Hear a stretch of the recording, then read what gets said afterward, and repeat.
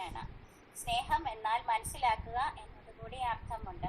നമ്മുടെ സാഹചര്യവും സന്തോഷവും സങ്കടവും ഒക്കെ മനസ്സിലാക്കി നമ്മളെ സ്നേഹിക്കുമ്പോഴാണ് അതിന് മാറ്റുകൂടുന്നത് എന്ന ഒരു സന്ദേശത്തോടു കൂടി നമുക്ക് 147ാമത് സ്നേഹസംഗമം ഇവിടെ ആരംഭിക്കാം. ഇവിടെ എത്തിച്ചേർന്ന എല്ലാ വിശിഷ്ട വ്യക്തികളെയും മറ്റ് എല്ലാ ഗ്രൂപ്പ് അംഗങ്ങളെയും ഏറ്റവും സ്നേഹത്തോടെ സ്വാഗതം ചെയ്യുന്നു. പ്രാർത്ഥന ഗാനം ആലപിക്കാനായി കുമാരി CK സെബാസ്റ്റിനെ ഏറ്റവും സ്നേഹത്തോടെ സ്വാഗതം ചെയ്യുന്നു. സകലേശ ഞങ്ങളെ രക്ഷിക്കായെന്നും മഹിതമാഭക്തിതൻ ദാനമിങ്കേകി മനതാരിലെന്നും വിളങ്ങട്ടെ ശുദ്ധി ചിരമായി വളരട്ടെ ഞങ്ങളിൽ ഭക്തി സമഭാവ സത്വങ്ങൾ കണ്ണീരൊഴുക്കി ഹൃദയങ്ങൾ സ്നേഹാദ സാഗരമാക്കി കൈകൊണ്ടു യോജിച്ചു മുന്നോട്ടു പോകാൻ കാരുണ്യവാനെ സൽബുദ്ധിയേകൂ. സേവനം ഞങ്ങൾക്ക് കർമ്മമാകണം, സേവനം ഞങ്ങൾക്ക് ധർമ്മമേകണം, സേവനം ഞങ്ങൾക്ക് അഭിമാനമാകുമെന്നും ജീവനാഥനെ അനുഗ്രഹമേകൂ.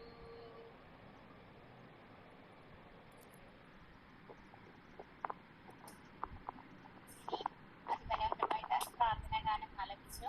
എനിക്ക് ഒത്തിരി നന്ദി അറിയിക്കുന്നു. ഇനി സ്വാഗതം ആശംസിക്കാനായിട്ട് ദർശന ക്ലബ് PRO 3 PUs കോട്ടപ്പുറത്തിനെ ഏറ്റവും സ്നേഹത്തോടെ ക്ഷണിക്കുന്നു. എല്ലാവർക്കും നമസ്കാരം. 147ാമത് സ്നേഹം സംഗമവും ഈസ്റ്റർ ആഘോഷവും കൂടിയാണ് നമ്മൾ ഈ സ്നേഹസംഗമത്തിൽ ആഘോഷം ആക്കുന്നത്.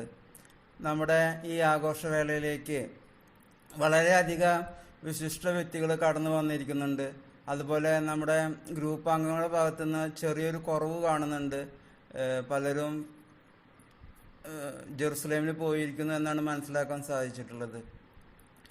എന്തായാലും നമ്മുടെ ഈ 147ാമത് സ്നേഹസംഗമം നമ്മൾ മുടക്കം കൂടാതെ എല്ലാ ആഴ്ചകളിലും നടത്തപ്പെടുന്നതാണ്.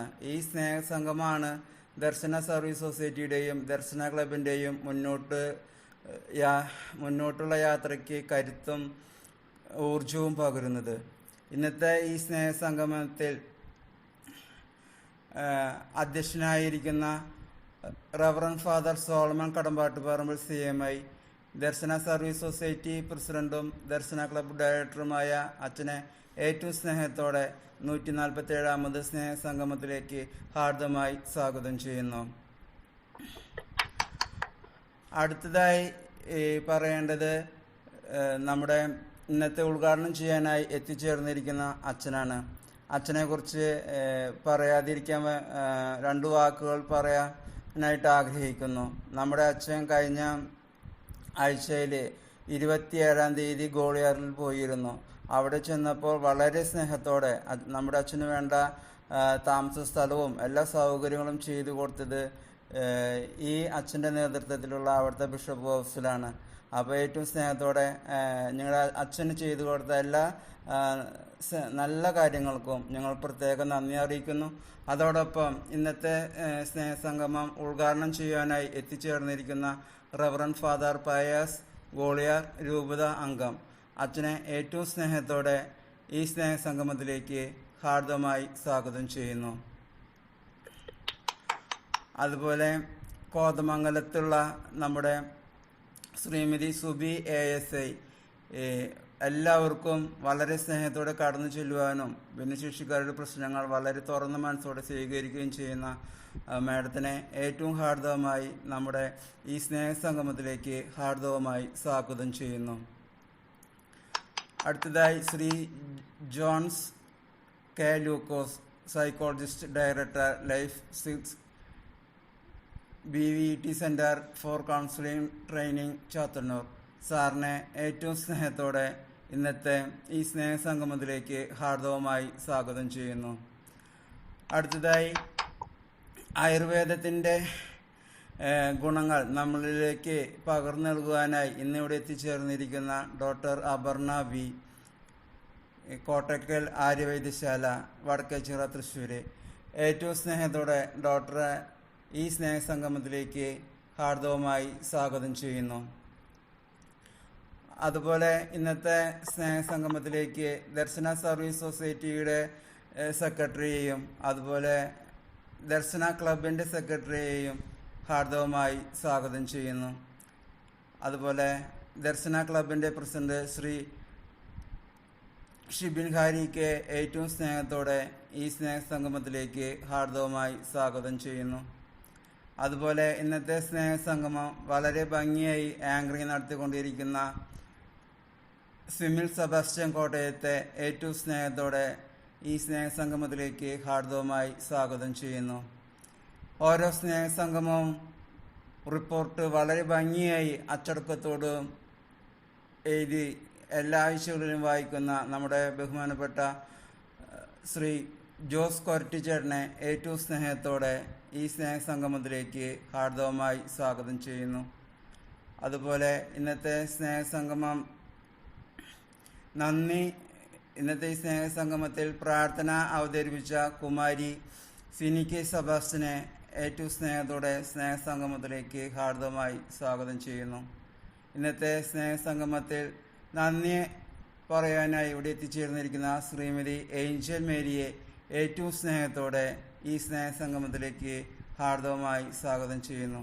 അതുപോലെ ദർശന ക്ലബിൻ്റെയും ദർശന സർവീസ് സൊസൈറ്റിയുടെയും ഗവൺമെൻറ് ബോഡി അംഗങ്ങളെയും അതുപോലെ വിവിധ ഗ്രൂപ്പ് ലീഡർമാരെയും വിവിധ ഗ്രൂപ്പുകളിൽ നിന്ന് എത്തിച്ചേർന്നിരിക്കുന്ന എല്ലാ ഗ്രൂപ്പ് അംഗങ്ങളെയും ഒറ്റവാക്കിൽ ഹാർദവമായി 147ാമത് സ്നേഹസംഗമത്തിലേക്ക് ഹാർദവമായി സ്വാഗതം ചെയ്തുകൊണ്ട് നിർത്തുന്നു.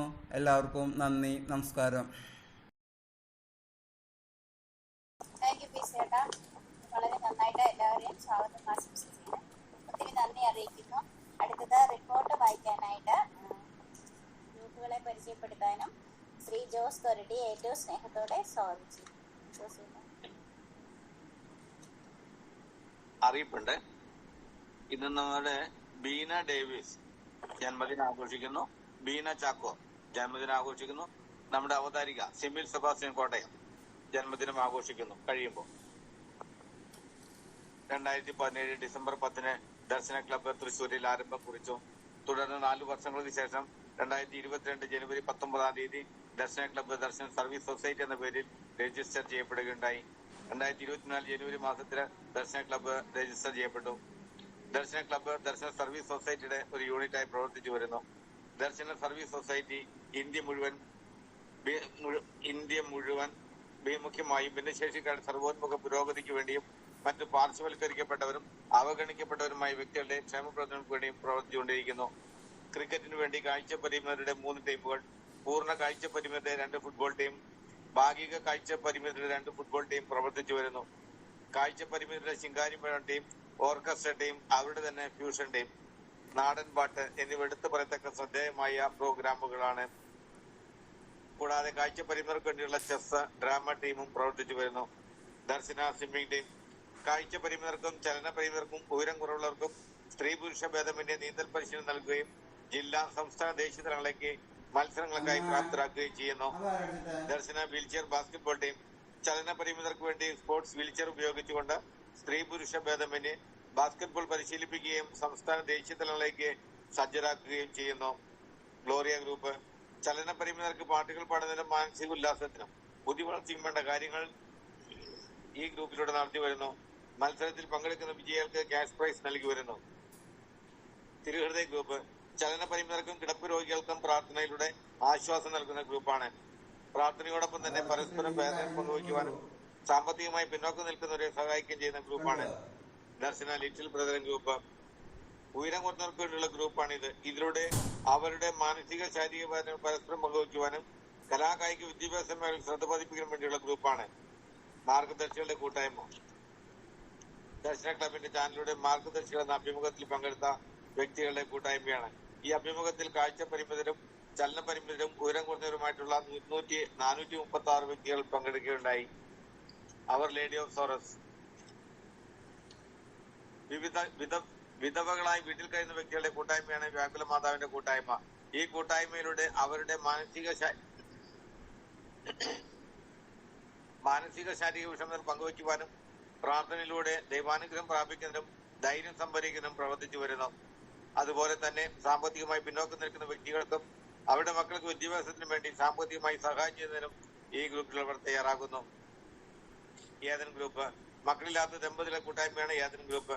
മക്കളില്ലാത്തതിന്റെ വിഷമം മൂലം വേദന അനുഭവിക്കുകയും തിരസ്കരണം നേരിടുകയും ചെയ്യുന്ന ദമ്പതികൾ ഒത്തൊരുമിച്ച് പരസ്പരം വിഷമതകൾ പങ്കുവയ്ക്കുവാനും സാമൂഹ്യ പ്രവർത്തനങ്ങളുടെ കർമ്മനിരതരാക്കാനും ഈ ഗ്രൂപ്പിലുള്ളവർ തയ്യാറാകുന്നു. ദർശന യൂട്യൂബ് ചാനൽ 2020 ഏപ്രിൽ മാസത്തിൽ ആരംഭിച്ച ദർശന ക്ലബ് യൂട്യൂബ് ചാനൽ ഭിന്നശേഷികളുടെ അഭിമാനമായ ചാനലായി മാറിക്കഴിഞ്ഞിരിക്കുന്നു. 8000-ൽ പരം സബ്സ്ക്രൈബേഴ്സ് ഇതിലുണ്ട്. ദർശന ക്ലബിന്റെ യൂട്യൂബ് ചാനലിലൂടെ ഭിന്നശേഷികളുടെ കലാവാസങ്ങൾ പ്രകടമാക്കുന്നതിനും കനവെന്ന പ്രോഗ്രാം, ആത്മീയമായി ഉന്നമനത്തിന് വേണ്ട ധ്യാനങ്ങൾ, ക്ലാസുകൾ, സമകാലിക വാർത്തകൾ, സ്നേഹസംഗമം തുടങ്ങി നിരവധിയായ പ്രവർത്തനങ്ങൾ യൂട്യൂബ് ചാനലിലൂടെ നടത്തി വരുന്നു. ഇരിങ്ങാലക്കുട ക്രൈസ്റ്റ് കോളേജിൽ വെച്ച എല്ലാ വിഭാഗത്തിൽപ്പെട്ട ഭിന്നശേഷിക്കാർക്ക് വേണ്ടി അത്ലറ്റ് മീറ്റും വീൽചെയർ വിഭാഗത്തിൽപ്പെട്ടവർക്ക് വടംവലി മത്സരവും പഞ്ചഗുസ്തി മത്സരവും നടത്തി വരുന്നു. ഭിന്നശേഷിക്കാർക്ക് വേണ്ടി വിനോദയാത്രകളും ഉപജീവനാർത്ഥം സ്വയം തൊഴിലിനു വേണ്ടി പരിശീലനങ്ങളും അവസരങ്ങളും സജ്ജമാക്കുന്നു. ദർശനങ്ങളുടെ പ്രവർത്തനങ്ങൾക്ക് സാമ്പത്തികമായി സഹായിക്കുന്ന സുമനസ്സുകളായ വ്യക്തികളുടെ DSS ദർശന ഫ്രണ്ട്സ് എന്ന ഗ്രൂപ്പും പ്രവർത്തിച്ചു വരുന്നു. ദർശനയുടെ പ്രവർത്തനങ്ങൾക്ക് ന്യൂനതവും ക്രിയാത്മകമായ ചിന്തകൾ പങ്കുവയ്ക്കുവാനും ഊർജ്ജസ്വലമായി പ്രവർത്തിക്കുന്നതിന് വേണ്ടി ഒരു ഉപദേശ സമിതിയും പ്രവർത്തിച്ചു വരുന്നു. സ്നേഹസംഗമം എല്ലാ ശനിയാഴ്ചയും ഉച്ചയ്ക്ക് 1:30 ദർശന ക്ലബ് ഓൺലൈനിലൂടെ സ്നേഹസംഗമം കൂട്ടായ്മ നടത്തി വരുന്നു. 60-ൽ പരം വ്യക്തികൾ ഗൂഗിൾ മീറ്റിംഗിൽ നടത്തപ്പെടുന്ന ഈ സ്നേഹസംഗമത്തിൽ പങ്കെടുക്കുന്നു. മത നേതാക്കന്മാരുടെ ഉദ്ഘാടനം ചെയ്യപ്പെടുന്ന മോട്ടിവേഷൻ ക്ലാസുകളും സർക്കാരിന്റെ വിവിധ ഡിപ്പാർട്ട്മെന്റുകളിൽ വരുന്ന വ്യക്തികളുടെ മുഖ്യ പ്രഭാഷണങ്ങളും ഡിപ്പാർട്ട്മെന്റുകളെ പറ്റി പരിചയപ്പെടുത്തലുകളും സമൂഹത്തിന്റെ മുൻനിരയുള്ള വ്യക്തികളുടെ പ്രസംഗങ്ങളും ഈ പ്രോഗ്രാമിൽ നടത്തി വരുന്നു.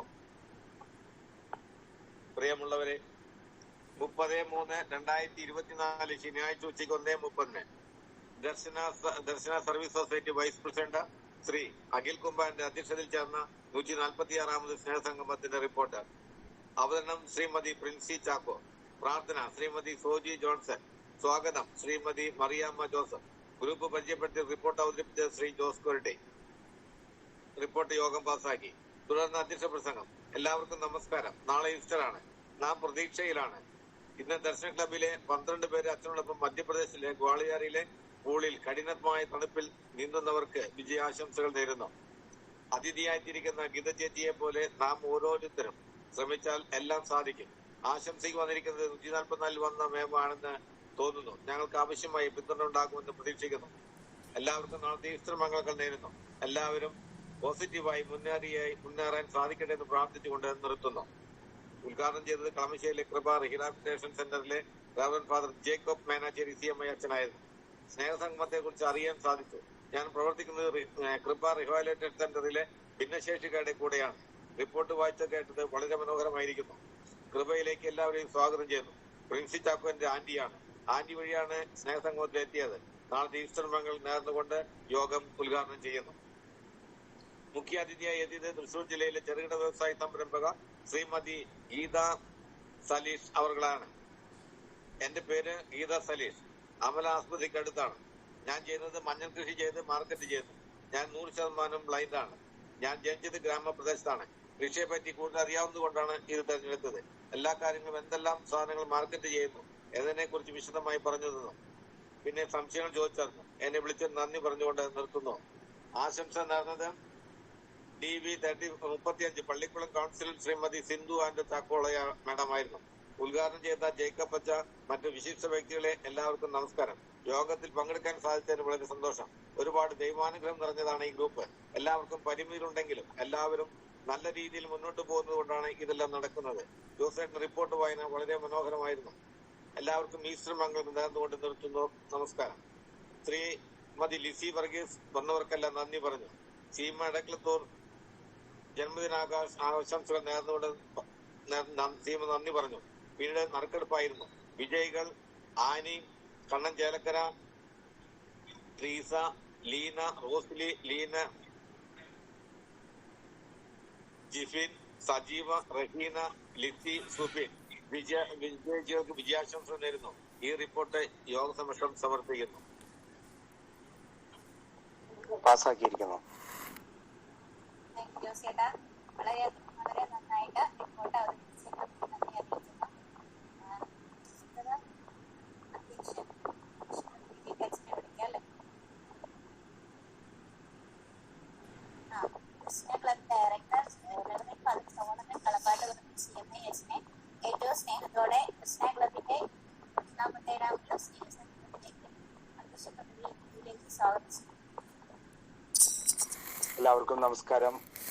ഈ സ്നേഹസംഗമത്തിൽ എത്തിച്ചേർന്നിരിക്കുന്ന വിശിഷ്ട അതിഥികളെ, പ്രത്യേകിച്ച് ഇന്ന് ഈ ദിവസം സ്നേഹസംഗമത്തിലേക്ക് എത്തിച്ചേർന്നിരിക്കുന്ന 4 വിശിഷ്ട അതിഥികളാണെന്ന് എനിക്കറിയാം. കഴിഞ്ഞ ഒരാഴ്ച മുമ്പ് എന്നെ സഹായിക്കുകയും ഞങ്ങളെ സഹായിക്കുകയും ഞങ്ങൾക്ക് വേണ്ട എല്ലാ മാർഗനിർദ്ദേശങ്ങളും ചെയ്യുകയും ഞങ്ങൾക്ക് വേണ്ടി പ്രാർത്ഥിക്കുകയും ചെയ്ത പൈസച്ച് ഞങ്ങളുടെ കൂടെയുണ്ട്. പിന്നെ മറ്റുള്ള വിശിഷ്ട വ്യക്തികളൊക്കെ കൂടെയുണ്ട്. അപ്പോൾ അവർക്ക് എല്ലാവർക്കും ഒരിക്കൽ കൂടി സ്വാഗതം നേരുന്നു. രണ്ടാമതായിട്ട് എനിക്ക് നിങ്ങളോട് പറയാനായിട്ടുള്ളത്, നമ്മൾ വളരും തോറും ചെറുതാവണം എന്നാണ് പറയുന്നത്. ചെറുതാവുമ്പോഴേ വളരാനായിട്ട് സാധിക്കുകയുള്ളൂ. നമ്മൾ പലപ്പോഴും അഹങ്കരിക്കുകയാണെങ്കിൽ ദൈവത്തിന്റെ വചനം തന്നെ നമ്മളോട് പറയുന്നു, അഹങ്കാരികൾ അവിടുന്ന് ചിതറിക്കുന്നാണ് പറയുന്നത്. അഹങ്കാരമല്ല നമുക്ക് ആവശ്യം, എളിമയാണ് ആവശ്യം. പ്രാവുകളെ പോലെ നിഷ്കളങ്കരും സർപ്പങ്ങളെ പോലെ വിവേകികളുമായിരിക്കുവാനായിട്ടാണ് ദൈവം നമ്മളോട് ആവശ്യപ്പെടുന്നത്. അപ്പൊ നമ്മൾ എന്നും എളിമയും അതുപോലെ തന്നെ ഒരു വിനയ മനോഭാവമൊക്കെ ഉണ്ടെങ്കിൽ ദൈവം നമ്മെ തന്നെ ഉയർത്തിക്കോളും. അതല്ല, നമുക്ക് പലപ്പോഴും അഹങ്കാരമാണ്, എന്തോ ആണെന്ന് ദണ്ഡിക്കുന്നവര് പലപ്പോഴും നമ്മുടെ ഭിന്നശേഷിക്കാർക്ക് പോലും അങ്ങനത്തെ ഒരു ചിന്ത നമ്മളിൽ വന്നു ചേർന്നിട്ടുണ്ട്. അതായത് നമുക്ക് എന്തെങ്കിലും നേടി എന്ന് കണ്ടു കഴിഞ്ഞാൽ ഞാൻ ഈ ലോകത്തിന്റെ മട്ടുപാവിലെത്തി എന്നുള്ള ഒരു ചിന്തയാണ്. അപ്പൊ അങ്ങനെ വരുമ്പോഴേ പലപ്പോഴും അത് ചിത്രിക്കപ്പെടാനായിട്ട് തകർക്കപ്പെടാനായിട്ട് കാരണമായി തീരുകയുള്ളൂ. അപ്പൊ അതുകൊണ്ട് നമ്മളെല്ലാവരും എളിമയോടെ ജീവിക്കാനായിട്ട്, വിനയത്തോടെ ജീവിക്കുവാനായിട്ട്, അതുവഴി കിട്ടുന്ന നേട്ടങ്ങളെല്ലാം ദൈവകൃപയാലാണെന്ന് മനസ്സിലാക്കാനായിട്ടൊക്കെ നമ്മൾ പ്രത്യേകമായിട്ട് പരിശ്രമിക്കാം. അപ്പോൾ ഈ ഈസ്റ്റർ ദിനം നമ്മൾ അത് തന്നെയാണ് ഓർമ്മിപ്പിക്കുന്നത്. കാരണം നന്മയിലേക്ക് ഉത്ഥാനം ചെയ്യാനായിട്ട്, നമ്മളായിരിക്കുന്ന അവസ്ഥയിൽ നിന്ന് നന്മയിലേക്ക് ഉത്ഥാനം ചെയ്യാനായിട്ട് നമുക്ക് സാധിക്കണം, ഉയരാനായിട്ട് സാധിക്കണം, ഉയരങ്ങളിലേക്ക് ഉയരാനായിട്ട് നമുക്ക് സാധിക്കണം. അതിനാവശ്യമായിട്ട് ഉള്ളത് കർത്താവിന്റെ ആ ഒരു അവസ്ഥ തന്നെയാണ്. പാതാളം വരെ താഴ്ത്തപ്പെടുമ്പോഴാണ് സ്വർഗത്തോളം വരെ ഉയർത്തപ്പെടുന്നത്. പാതാളം അത്രമാത്രം എളിമപ്പെടുമ്പോഴാണ് അത്രമാത്രം ഉയർത്തപ്പെടാനായിട്ട് നമുക്ക് സാധിക്കുള്ളൂ. പലപ്പോഴും അഹങ്കാരം ചിലപ്പോഴും ഈ പറഞ്ഞ അവസ്ഥയിലേക്ക് പാതാളത്തിൽ തന്നെ കിടക്കേണ്ട ഗതികേട് വരും. അപ്പൊ ഉയർന്നു എന്ന് ചിന്തിക്കുമ്പോൾ നമ്മൾ എന്ന് താഴ്ന്നു തന്നെ ഇരിക്കുള്ളൂ, ഒരിക്കലും ഉയരാനായിട്ട് നമുക്ക് സാധിക്കില്ല. പിന്നെ എന്ന് പറയാറുള്ള ഒരു വചനം, പോസിറ്റീവായിട്ട് ചിന്തിക്കുക, നെഗറ്റീവ് വെടിയുക. ആ ഒരു നന്മയെ ചിന്തിച്ചുകൊണ്ട് മുന്നേറാനായിട്ട് നിങ്ങൾക്ക് അവർക്ക് സാധിക്കട്ടെ എന്ന് ആശംസിച്ചുകൊണ്ട് ഈ സ്നേഹസംഗമത്തിന്റെ എല്ലാവിധ ആശംസകളും പ്രാർത്ഥനകളും അവർക്ക് നേരുന്നു. നന്ദി, നമസ്കാരം. താങ്ക് യു അച്ഛാ. വളരെയധികം തിരക്കുകൾക്കിടയിൽ ഇത്രയും സമയം ചെലവഴിച്ചതിന് ഒത്തിരി നന്ദി അറിയിക്കുന്നു. അടുത്തത് നമുക്ക് ഉദ്ഘാടനത്തിനുള്ള അച്ഛനെ ക്ഷണിക്കുകയാണ്. ഗ്വാളിയാർ രൂപതയിൽ നിന്ന് വന്നിരിക്കുന്ന റവറൻഡ് ഫാദർ ഫയസ് അച്ഛനെ ഏറ്റവും സ്നേഹത്തോടെ ക്ഷണിക്കുന്നു. ഉദ്ഘാടന കർമ്മം നിർവഹിക്കാനായിട്ട് ഏറ്റവും സ്നേഹത്തോടെ ക്ഷണിക്കുന്നു. പ്രിയ ബഹുമാനപ്പെട്ട സോളമൻ അച്ഛ, പ്രസിഡന്റ് വീഡിയോ ഓൺ ചെയ്യും. Okay. I did not give the access. Okay. Can you see me? കാണുന്നുണ്ടോ? Thank you. Okay. പ്രിയ ബഹുമാനപ്പെട്ട സോളമൻ അച്ഛ, president and director of Darshana society, മറ്റു ഭാരവാഹികളെ, പ്രിയ സുഹൃത്തുക്കളെ, നിങ്ങളെല്ലാവരും ഒന്നിച്ചു ചേർന്നിരിക്കുന്നത് 147ാമത് സ്നേഹസംഗമവും ഈസ്റ്റർ ആഘോഷവും കൊണ്ടാടുവാൻ വേണ്ടിയിട്ടാണ്. ഈ സുദിനത്തിൽ നിങ്ങൾക്കെല്ലാവർക്കും എൻ്റെ സ്നേഹം നിറഞ്ഞ ആശംസകളും പ്രാർത്ഥനകളും നേരുന്നു. ഇതിൽ പറഞ്ഞിരിക്കുന്നത് നിങ്ങൾ എല്ലാ ആഴ്ചയിലും ശനിയാഴ്ചകളിൽ, ഇപ്പൊ നോക്കുകയാണെങ്കിൽ ഒരു വർഷം ഏകദേശം 52 അല്ലെങ്കിൽ 53 ശനിയാഴ്ചകളുണ്ട്. ഇപ്പൊ ഞാൻ ഉദ്ദേശിക്കുന്നത് ഏകദേശം 2.5 വർഷത്തിലധികമായി, അല്ലേ സോളമച്ച? ഇത് ഇതിൽ എഴുതിയിരിക്കുന്നത് സ്നേഹസംഗമം എന്നാണ് എഴുതിയിരിക്കുന്നത്. അപ്പൊ സ്നേഹസംഗമം എന്ന് പറയുമ്പോൾ നമ്മൾ പറയുന്നുണ്ട് ദൈവം സ്നേഹമാവുന്നു, സ്നേഹം ദൈവമാവുന്നു. നിങ്ങളുടെ ഇടയിലേക്ക് സ്നേഹദൂതനായി ദൈവം അയക്കപ്പെട്ട ഒരു വിശിഷ്ട ഒരു മനുഷ്യനാണ്, ഒരു സ്നേഹ സമ്പൂർണനായ ഒരു വൈദികനാണ് ഫാദർ സോളമൻ. അപ്പൊ സ്നേഹം നിങ്ങളിലേക്ക് തീർച്ചയായും ഇറങ്ങിയിരിക്കുകയാണ്. ആ സ്നേഹത്തെ നിങ്ങൾ കൂട്ടിച്ചേർക്കുക. ആ സ്നേഹത്തിലൂടെ മറ്റുള്ളവരിലേക്ക് ആ സ്നേഹം പകർന്നു കൊടുക്കുന്നത് നിങ്ങൾക്ക് ദൈവം തന്നിട്ടുള്ള കഴിവുകൾ മുഖാന്തരമാണ്. ദൈവം എല്ലാവർക്കും കഴിവുകൾ കൊടുത്തിട്ടുണ്ട്. ആ കഴിവുകൾ ഏത് വിധത്തിലാണ് നമ്മളുടെ ഹൃദയത്തിലോ അല്ലെങ്കിൽ നമ്മുടെ മനസ്സിലോ നമ്മുടെ ശരീരത്തിലോ ഉള്ളത് എന്നത് വഴികാട്ടി തരുവാനായിട്ട് ആരെങ്കിലും നമ്മുടെ കൂടെ വേണം. അതിനായി ഇവിടെ വന്ന് ഞങ്ങളെ കണ്ട സോളമൻ അച്ഛനിൽ എനിക്ക് പഠിക്കാൻ സാധിച്ചിട്ടുള്ളത്. പുള്ളിക്ക് ബഹുമാനപ്പെട്ട സോളമൻ അച്ഛന് ദൈവ ദർശനത്താലാണ് ആ ഒരു വിളി കേട്ടതും ആ വിളി പ്രകാരം അദ്ദേഹം ഇങ്ങനെയുള്ള പ്രവൃത്തികൾ ചെയ്ത് നിങ്ങളിലേക്ക് വന്നു ചേർന്നത്. ഈ സുദിനത്തിൽ നിങ്ങൾക്ക് എല്ലാവർക്കും ഈ സ്നേഹ സംഗമത്തിൽ ദർശന ക്ലബിന്റെ ഈ സ്നേഹ സംഗമത്തിന് വേണ്ടിയിട്ട് ഞാൻ എല്ലാവിധ ആശംസകളും നേരുന്നു. നിങ്ങൾ ചെയ്യുന്ന ഓരോ പ്രവൃത്തികളിലും ഗൂഗിളിലുണ്ട്. അച്ഛൻ കുറെ കാര്യങ്ങൾ എന്നോട് പറഞ്ഞു. പിന്നെ ഈ അടുത്തായിട്ട് ജർമ്മനിയിൽ സ്വിമ്മിംഗ് കോമ്പറ്റീഷന് പോയ കുട്ടീനെ കുറിച്ചും പറഞ്ഞിരിക്കുന്നു. ഞങ്ങൾക്ക് എല്ലാവർക്കും ഒരുപാട് സന്തോഷം തരുന്ന ഒരേ കാര്യങ്ങളാണ് നിങ്ങൾ എല്ലാവരും ചെയ്തു വരുന്നത്. അച്ഛൻ പറഞ്ഞതുപോലെ തന്നെ ഒരിക്കലും പിന്മാറരുത്. വിളിക്കപ്പെട്ടവൻ വിളി കേൾക്കേണ്ടവനാണ്. വിളിക്കപ്പെട്ടവൻ വിളി കേൾക്കേണ്ടവനാണ്. വിളി കേട്ടതോടെ പ്രവർത്തിക്കേണ്ടതാണ്. പറഞ്ഞു വരുന്നത് മയിലിന് ആടാതിരിക്കാൻ പറ്റില്ല, പൂവിന് വിടരാതിരിക്കാൻ പറ്റില്ല. അതുപോലെ തന്നെ വിളി കേട്ടവൻ വിളി കേൾക്കാതിരിക്കാൻ പറ്റില്ല. ആ വെളിച്ചത്തിലൂടെ വേണം മുന്നോട്ട് പോകാനായിട്ട്. നിങ്ങൾക്ക് എല്ലാവർക്കും എൻ്റെ പ്രാർത്ഥനകളും ആശംസകളും നേരുന്നു. സ്നേഹം എവിടെയുണ്ട് അവിടെ ദൈവവുമുണ്ട്. ദൈവനാമത്തിൽ നിങ്ങൾ സംഗമിക്കുമ്പോൾ ദൈവത്തിന്റെ എല്ലാവിധ ആശംസകളും പ്രാർത്ഥനകളും ദൈവകൃപയും നിങ്ങൾ എല്ലാവർക്കും ഉണ്ടായിരിക്കും എന്ന് ഞാൻ പ്രാർത്ഥിക്കുകയാണ്. ഈ അവസരത്തിൽ ദൈവം നിങ്ങളെ സമൃദ്ധമായി അനുഗ്രഹിക്കട്ടെ. ഈ ദർശന ക്ലബിന്റെ 147ാമത് സ്നേഹസംഗമവും ഈസ്റ്റർ ആഘോഷവും ഞാൻ ഇവിടെ ഉദ്ഘാടനം ചെയ്യുകയാണ്. സോളമൻ അച്ഛന്റെ പേരിലും എല്ലാ ഭാരവാഹികളുടെ പേരിലും ദൈവം നമ്മളെല്ലാവരെയും നിങ്ങളെയും നിങ്ങളുടെ കൂട്ടായ്മയെയും ദൈവം അനുഗ്രഹിക്കട്ടെ, സമൃദ്ധമായി അനുഗ്രഹിക്കട്ടെ എന്ന് പ്രാർത്ഥിക്കുന്നു.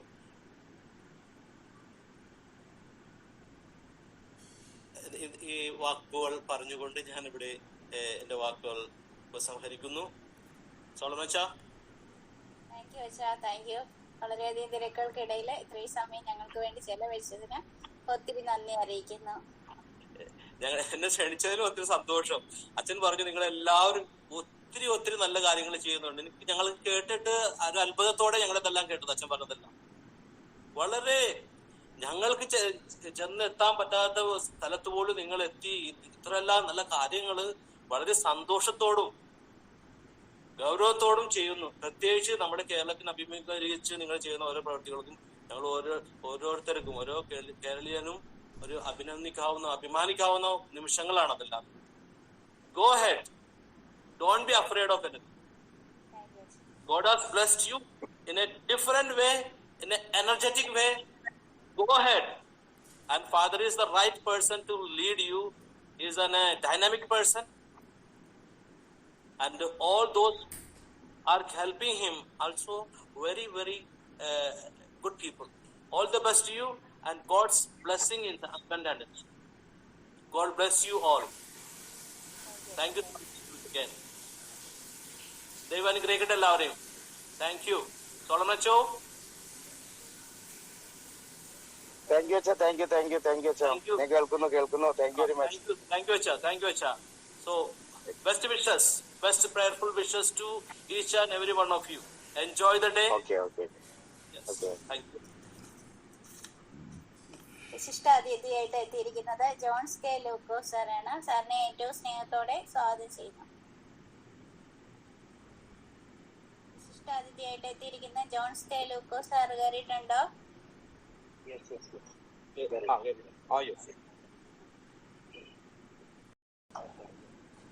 ഓക്കെ, ഞാന് ഇന്ന് ഈ സ്നേഹസംഗമം 147ാമത് സ്നേഹസംഗമവും ഈസ്റ്റർ ആഘോഷവുമായിട്ട് ഒന്നിച്ച് ചേരുന്ന ഈ ഒരു ദിവസം നിങ്ങളോടൊപ്പം ആയിരിക്കാനായിട്ട് അനുവദിച്ച ദൈവകൃപയ്ക്കായിട്ടും അതിനേക്കാൾ ഉപരിയായിട്ട് എന്നെ ഇങ്ങനെ ഒരു മീറ്റിങ്ങിന് വേണ്ടി ക്ഷണിച്ചതോർത്തും നിങ്ങൾക്ക് എല്ലാവർക്കും ആദ്യം തന്നെ എൻ്റെ ആശംസകളും എൻ്റെ സ്നേഹവും നന്ദിയും ഒക്കെ അറിയിക്കുകയാണ്.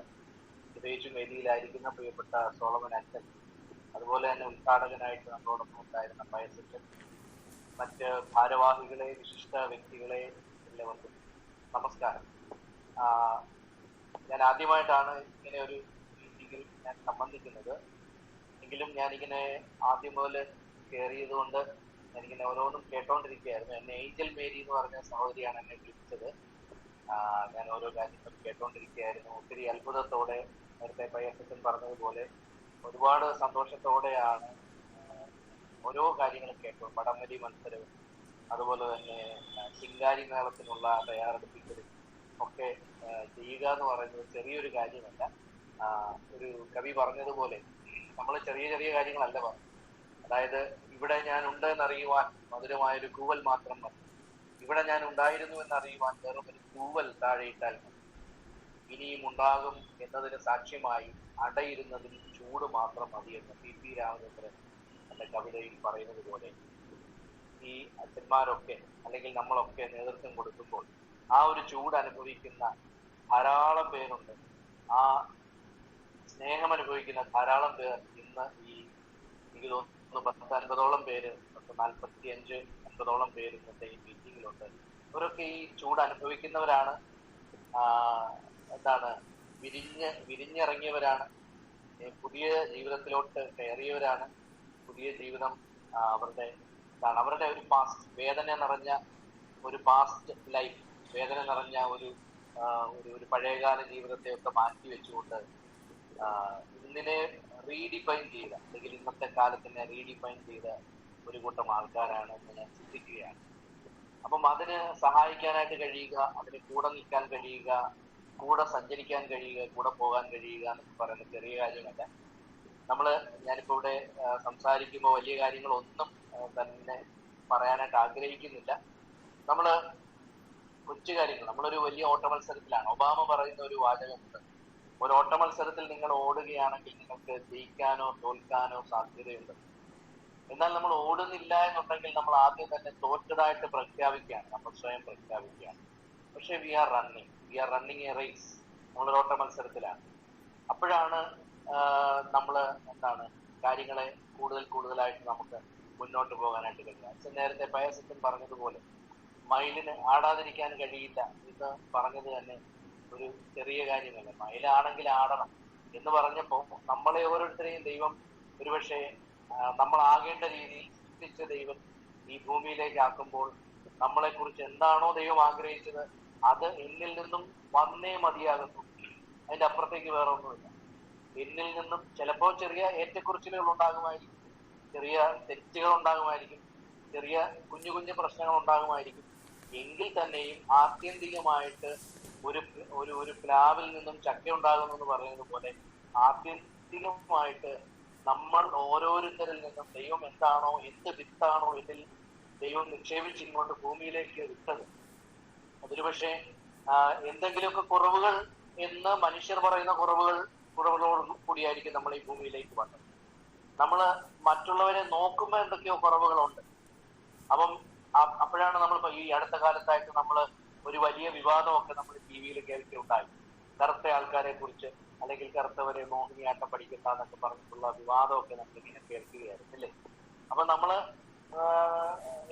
ആരാണ് ആ പറഞ്ഞ വ്യക്തി, അല്ലെങ്കിൽ എന്തുകൊണ്ട് അങ്ങനെ പറഞ്ഞു, എന്തുകൊണ്ട് സമൂഹം ഇങ്ങനെ ഓരോരുത്തരെയും കറുത്തവരെന്നും വെളുത്തവരെന്നും പൊക്കം കുറഞ്ഞവരെന്നും പൊക്കം കൂടിയവരെന്നും വണ്ണം കുറഞ്ഞവരെന്നും മൂക്കിന്റെ പാലം വളഞ്ഞവരെന്നും, ഇതൊക്കെ നമ്മൾ കേൾക്കുന്നത് നമ്മൾ ടി വിയിൽ കേട്ടപ്പോൾ നമ്മൾ അത്ഭുതം കൂറിയെങ്കിൽ ഇതിനേക്കാൾ ഉപരി നമ്മൾ ഏറ്റവും കൂടുതൽ കേൾക്കുന്നത് നമ്മുടെ വീടിന്റെ അകത്തു നിന്ന് തന്നെയാണ് എന്നുള്ളതിനകത്ത് ഒരു സംശയമില്ല.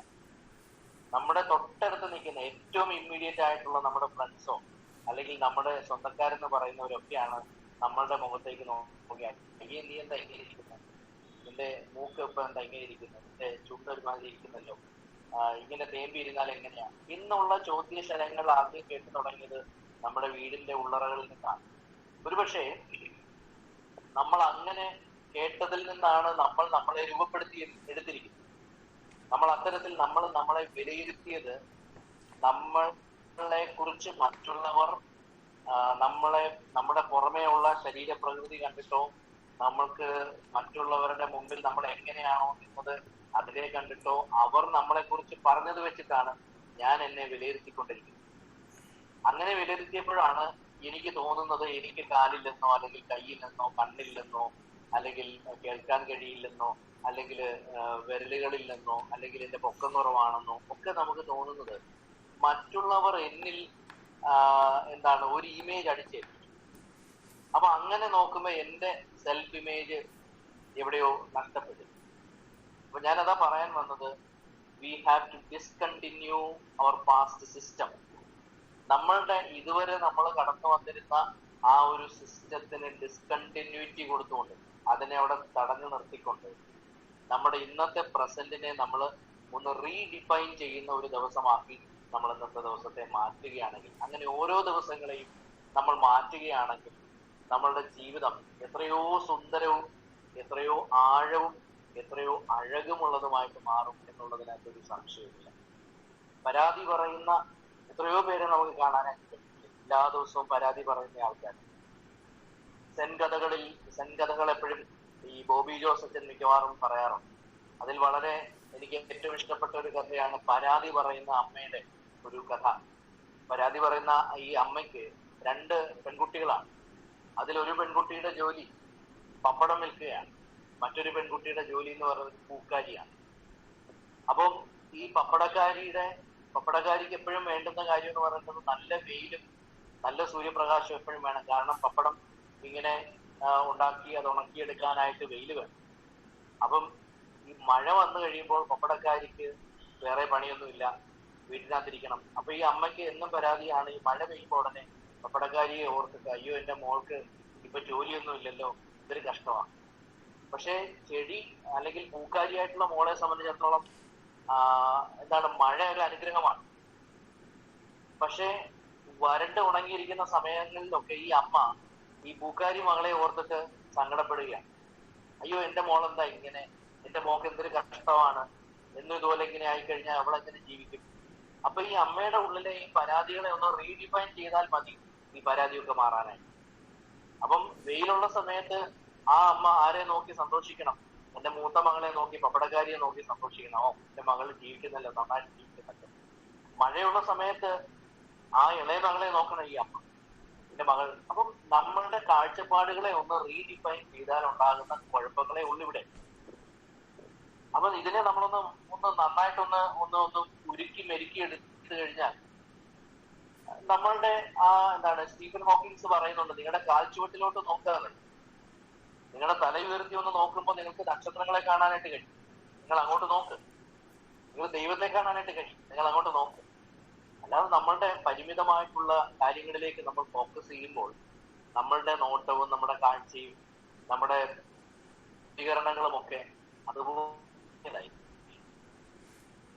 അപ്പം ഈ ഒരു ദിവസം ഉദ്ധാനത്തിന്റെ സന്തോഷം ഒരുമിച്ച് പങ്കിടുന്ന ഈ ഒരു ദിവസം, അപ്പം യേശുക്രിസ്തു ഒരിക്കലും മണ്ണടിഞ്ഞു പോകാനുള്ള ഒരാളല്ല എന്ന് വളരെ വ്യക്തമായിട്ട് ചരിത്രം തന്നെ 2ആയിട്ട് മുറിച്ചുകൊണ്ട് ഈ നമ്മളുടെ ഒരു വലിയ ഒരു ഉത്ഥാനം അവിടെ സംഭവിക്കുമ്പോൾ അവിടെ ഭൂമിയിലെ ഒരു വലിയ തിയറി അല്ലെങ്കിൽ ഭൂമിയുടെ ഒരിക്കലും ചിന്തിക്കാൻ പറ്റാത്ത ഒരു സാധനം അവിടെ പുതിയൊരു സംഗതി അവിടെ ഉണ്ടായി വരികയാണ്. അതായത് ഒരിക്കലും ഒരാളെയും നശിപ്പിക്കാനോ ഇല്ലാതെയാക്കാനോ മറ്റാർക്കും കഴിയില്ല. അത് ഉയർത്തെഴുന്നേൽക്കും. അതിന് നമ്മൾ കൂടെ അതിനകത്ത് നമ്മളെ തന്നെ, നമ്മളുടെ ഇമേജിനെ തന്നെ നമ്മൾക്കൊരു വിശ്വാസം കൊടുത്തുകൊണ്ട് ദൈവത്തോട് ചേർന്ന് നിന്നുകൊണ്ട് ഉയർത്തെഴുന്നേൽക്കുമ്പോൾ അപ്പോഴാണ് ഈ ഉത്ഥാനത്തിന്റെ പൂർണ്ണമായിട്ടുള്ള. അപ്പൊ ഇത് കാണണമെങ്കിൽ നമ്മൾ എവിടേക്ക് നോക്കണം? നമ്മൾ പുറത്തെങ്ങും അല്ല, ആരുടെയും വാക്കുകളിലോട്ടല്ല നമ്മൾ നോക്കേണ്ടത്. നമ്മൾ നോക്കേണ്ടത് we have to look in your inner man. നമ്മളുടെ ഇന്നർ മാൻ, നമ്മുടെ അകത്തെ മനുഷ്യനിലേക്ക് നമ്മളൊന്ന് നോക്കണം. ആ അകത്തെ മനുഷ്യൻ എങ്ങനെയാണ് ഈസ് ഇറ്റ് സ്ട്രോങ്? എനിക്ക് തോന്നുന്നത് ഇവിടെ ഇരിക്കുന്ന ഈ 35 അല്ലെങ്കിൽ 40ഓളം പേര് ഇവർ വളരെ സ്ട്രോങ് ആണ്. സ്ട്രോങ് ആയതുകൊണ്ടാണ് ഇപ്പൊ ഇങ്ങനെ ഇരിക്കാൻ കഴിയുന്നത്. അതല്ലാതെ ഒരു വ്യക്തിക്ക് ഇരിക്കാൻ കഴിയില്ല. ആ വ്യക്തി ചിലപ്പം പരാതിപ്പെടും, ചൂടിനെ കുറിച്ച് ഇല്ലെന്ന് പരാതിപ്പെടും.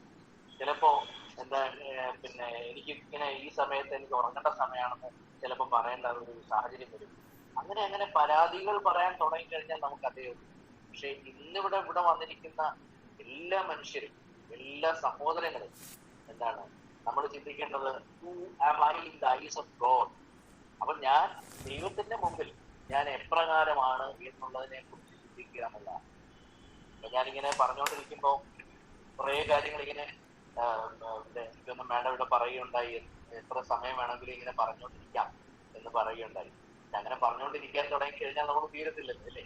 അപ്പൊ എനിക്ക് ഇത് പറയാനുണ്ടായ യോഗ്യത എന്താണെന്ന് ഞാനിങ്ങനെ ചിന്തിക്കുകയായിരുന്നു. ശരിക്കും ഏഞ്ചൽ മേരി എന്ന് പറഞ്ഞ ആ സിസ്റ്റർ കഴിഞ്ഞ ദിവസം എന്നെ വിളിക്കുമ്പോൾ ഞാൻ ചിന്തിച്ചു, എന്തിനാണ് എന്റെ സ്ഥലം ചാത്തന്നൂരാണ്, കൊല്ലം ജില്ലയിലെ ചാത്തന്നൂർ എന്ന് പറഞ്ഞ സ്ഥലത്താണ്. ഞാൻ ബേസിക്കലി ഒരു സൈക്കോളജിസ്റ്റ് ആണ്. ഗവൺമെന്റ് മെഡിക്കൽ കോളേജിലെ നഴ്സിംഗ് കോളേജിൽ സൈക്കോളജി അധ്യാപകനാണ്. പക്ഷേ ഈ ക്വാളിറ്റികളോ അല്ലെങ്കിൽ ഇത്തരം കാര്യങ്ങളോ ഒന്നുമല്ല ഈ മീറ്റിങ്ങിന് വരാനായിട്ട് ഇടയാക്കിയത്. മറിച്ച് ഞാൻ നിങ്ങളിവിടെ ഒരു സ്ഥാപനം നടത്തുന്നുണ്ട്, പിവറ്റ് എന്ന് പറയുന്നൊരു സ്ഥാപനം നടത്തുന്നു. Behavioural vocational education and training, life team. ഈ കൗൺസിലിംഗ് ഒരു 10-20 വർഷമായിട്ട് ഇത്തരം പ്രാക്ടീസ് ചെയ്യുന്നുണ്ടെങ്കിൽ ഈ കഴിഞ്ഞ നാളുകളിലുള്ള ഈ പ്രാക്ടീസിലൂടെ ശരിക്കും പറഞ്ഞാൽ ജീവിതത്തിൽ കൂട്ടിമുട്ടിക്കാൻ പറ്റാത്ത ഒരു കൂട്ടം ആൾക്കാരെ പരിചയപ്പെടാനിടയാണ്. അവരാരാണ് എന്ന് ചോദിച്ചു കഴിഞ്ഞാൽ ഭിന്നശേഷിയുള്ള എന്ന് പറഞ്ഞാൽ ഭൗതികമായിട്ട് ഭിന്നശേഷിയുള്ള ഒരു കൂട്ടം ആൾക്കാർ എന്ന് പറഞ്ഞാൽ കൊഗ്നിറ്റീവ് ഡിസ്പാരിറ്റികളുള്ള, ഇന്റലക്ച്വൽ ഡിസബിലിറ്റി എന്നൊക്കെ നമ്മൾ പറയുന്ന ഒരു കൂട്ടം ആൾക്കാർ. ഈ ഇന്റലക്ച്വൽ ഡിസബിലിറ്റി ഉള്ള ഒരു കൂട്ടം ആൾക്കാരിൽ ഒരു വലിയ വിഭാഗം ആൾക്കാർക്ക് സ്പെഷ്യൽ സ്കൂളുകൾ ഇന്ന് അവൈലബിൾ ആണ്. അവര് പലരും അവിടെ പോകുന്നുണ്ട്. പക്ഷേ നോർമൽ രീതിയിൽ ജീവിക്കാൻ എന്നാൽ സ്പെഷ്യൽ സ്കൂളിൽ പോകേണ്ട കാര്യമില്ലാത്ത ഇതിന്റെ ഇടയിൽ ജീവിക്കുന്ന ഒരു കൂട്ടം ആൾക്കാർ, പഠന വൈകല്യം പോലെയുള്ള അല്ലെങ്കിൽ വളരെ ചെറിയ ബോർഡർ ലൈൻ ഐക്യമുള്ള ആൾക്കാർ. അവർക്കെല്ലാം അറിയാം, രാവിലെ എഴുന്നേക്കാൻ അറിയാം, അല്ലെങ്കിൽ ഡ്രസ് ഇടാൻ അറിയാം, അവർക്കൊരു ജോലി വേണമെന്നുള്ള ബോധമുണ്ട്. പക്ഷേ അവർക്ക് കുടിക്കാനോ അല്ലെങ്കിൽ ഹരിക്കാനോ ഒക്കെ പ്രശ്നമുള്ള, അത് മാത്രമേ ഉള്ളൂ പ്രശ്നം. പക്ഷെ അവർക്ക് നമ്മുടെ നോർമൽ ജീവിതചര്യകളിലേക്ക് അവർക്ക് പോകാനായിട്ട് കഴിയുന്നില്ല. അപ്പൊ അത്തരം കുറെ ആൾക്കാരെ ഒന്ന് കണ്ടുപിടിച്ച് ഞങ്ങളൊരു 10-20 പേർക്ക് വേണ്ടി നടത്തുന്നു. അപ്പോ ഒരു സ്പെഷ്യൽ സ്കൂളിൽ അവർ പോയി ഒരുപക്ഷെ നമ്മുടെ സിസ്റ്റം അനുസരിച്ച് അവരുടെ പേരൻസ് അവിടെ കൊണ്ടുപോയി ആക്കും. 2 ദിവസം കഴിയുമ്പോൾ അവർ വിചാരിക്കും ഞങ്ങൾ ഇവിടെ ഇരിക്കേണ്ട ആളല്ലല്ലോ എന്ന് വിചാരിച്ച് പുറത്തിറങ്ങും. അങ്ങനെ ഇരിക്കുമ്പോൾ അവർ നമ്മുടെ നാട്ടിലെ ഏറ്റവും കുറഞ്ഞ വിദ്യാഭ്യാസം കൊടുക്കുന്ന ചില കോഴ്സുകൾക്കൊക്കെ അവർ പോയി ജോയിൻ ചെയ്യും. അതവർക്ക് മനസ്സിലാകുന്നില്ല. പിന്നെ അവരെവിടെ ജീവിക്കും?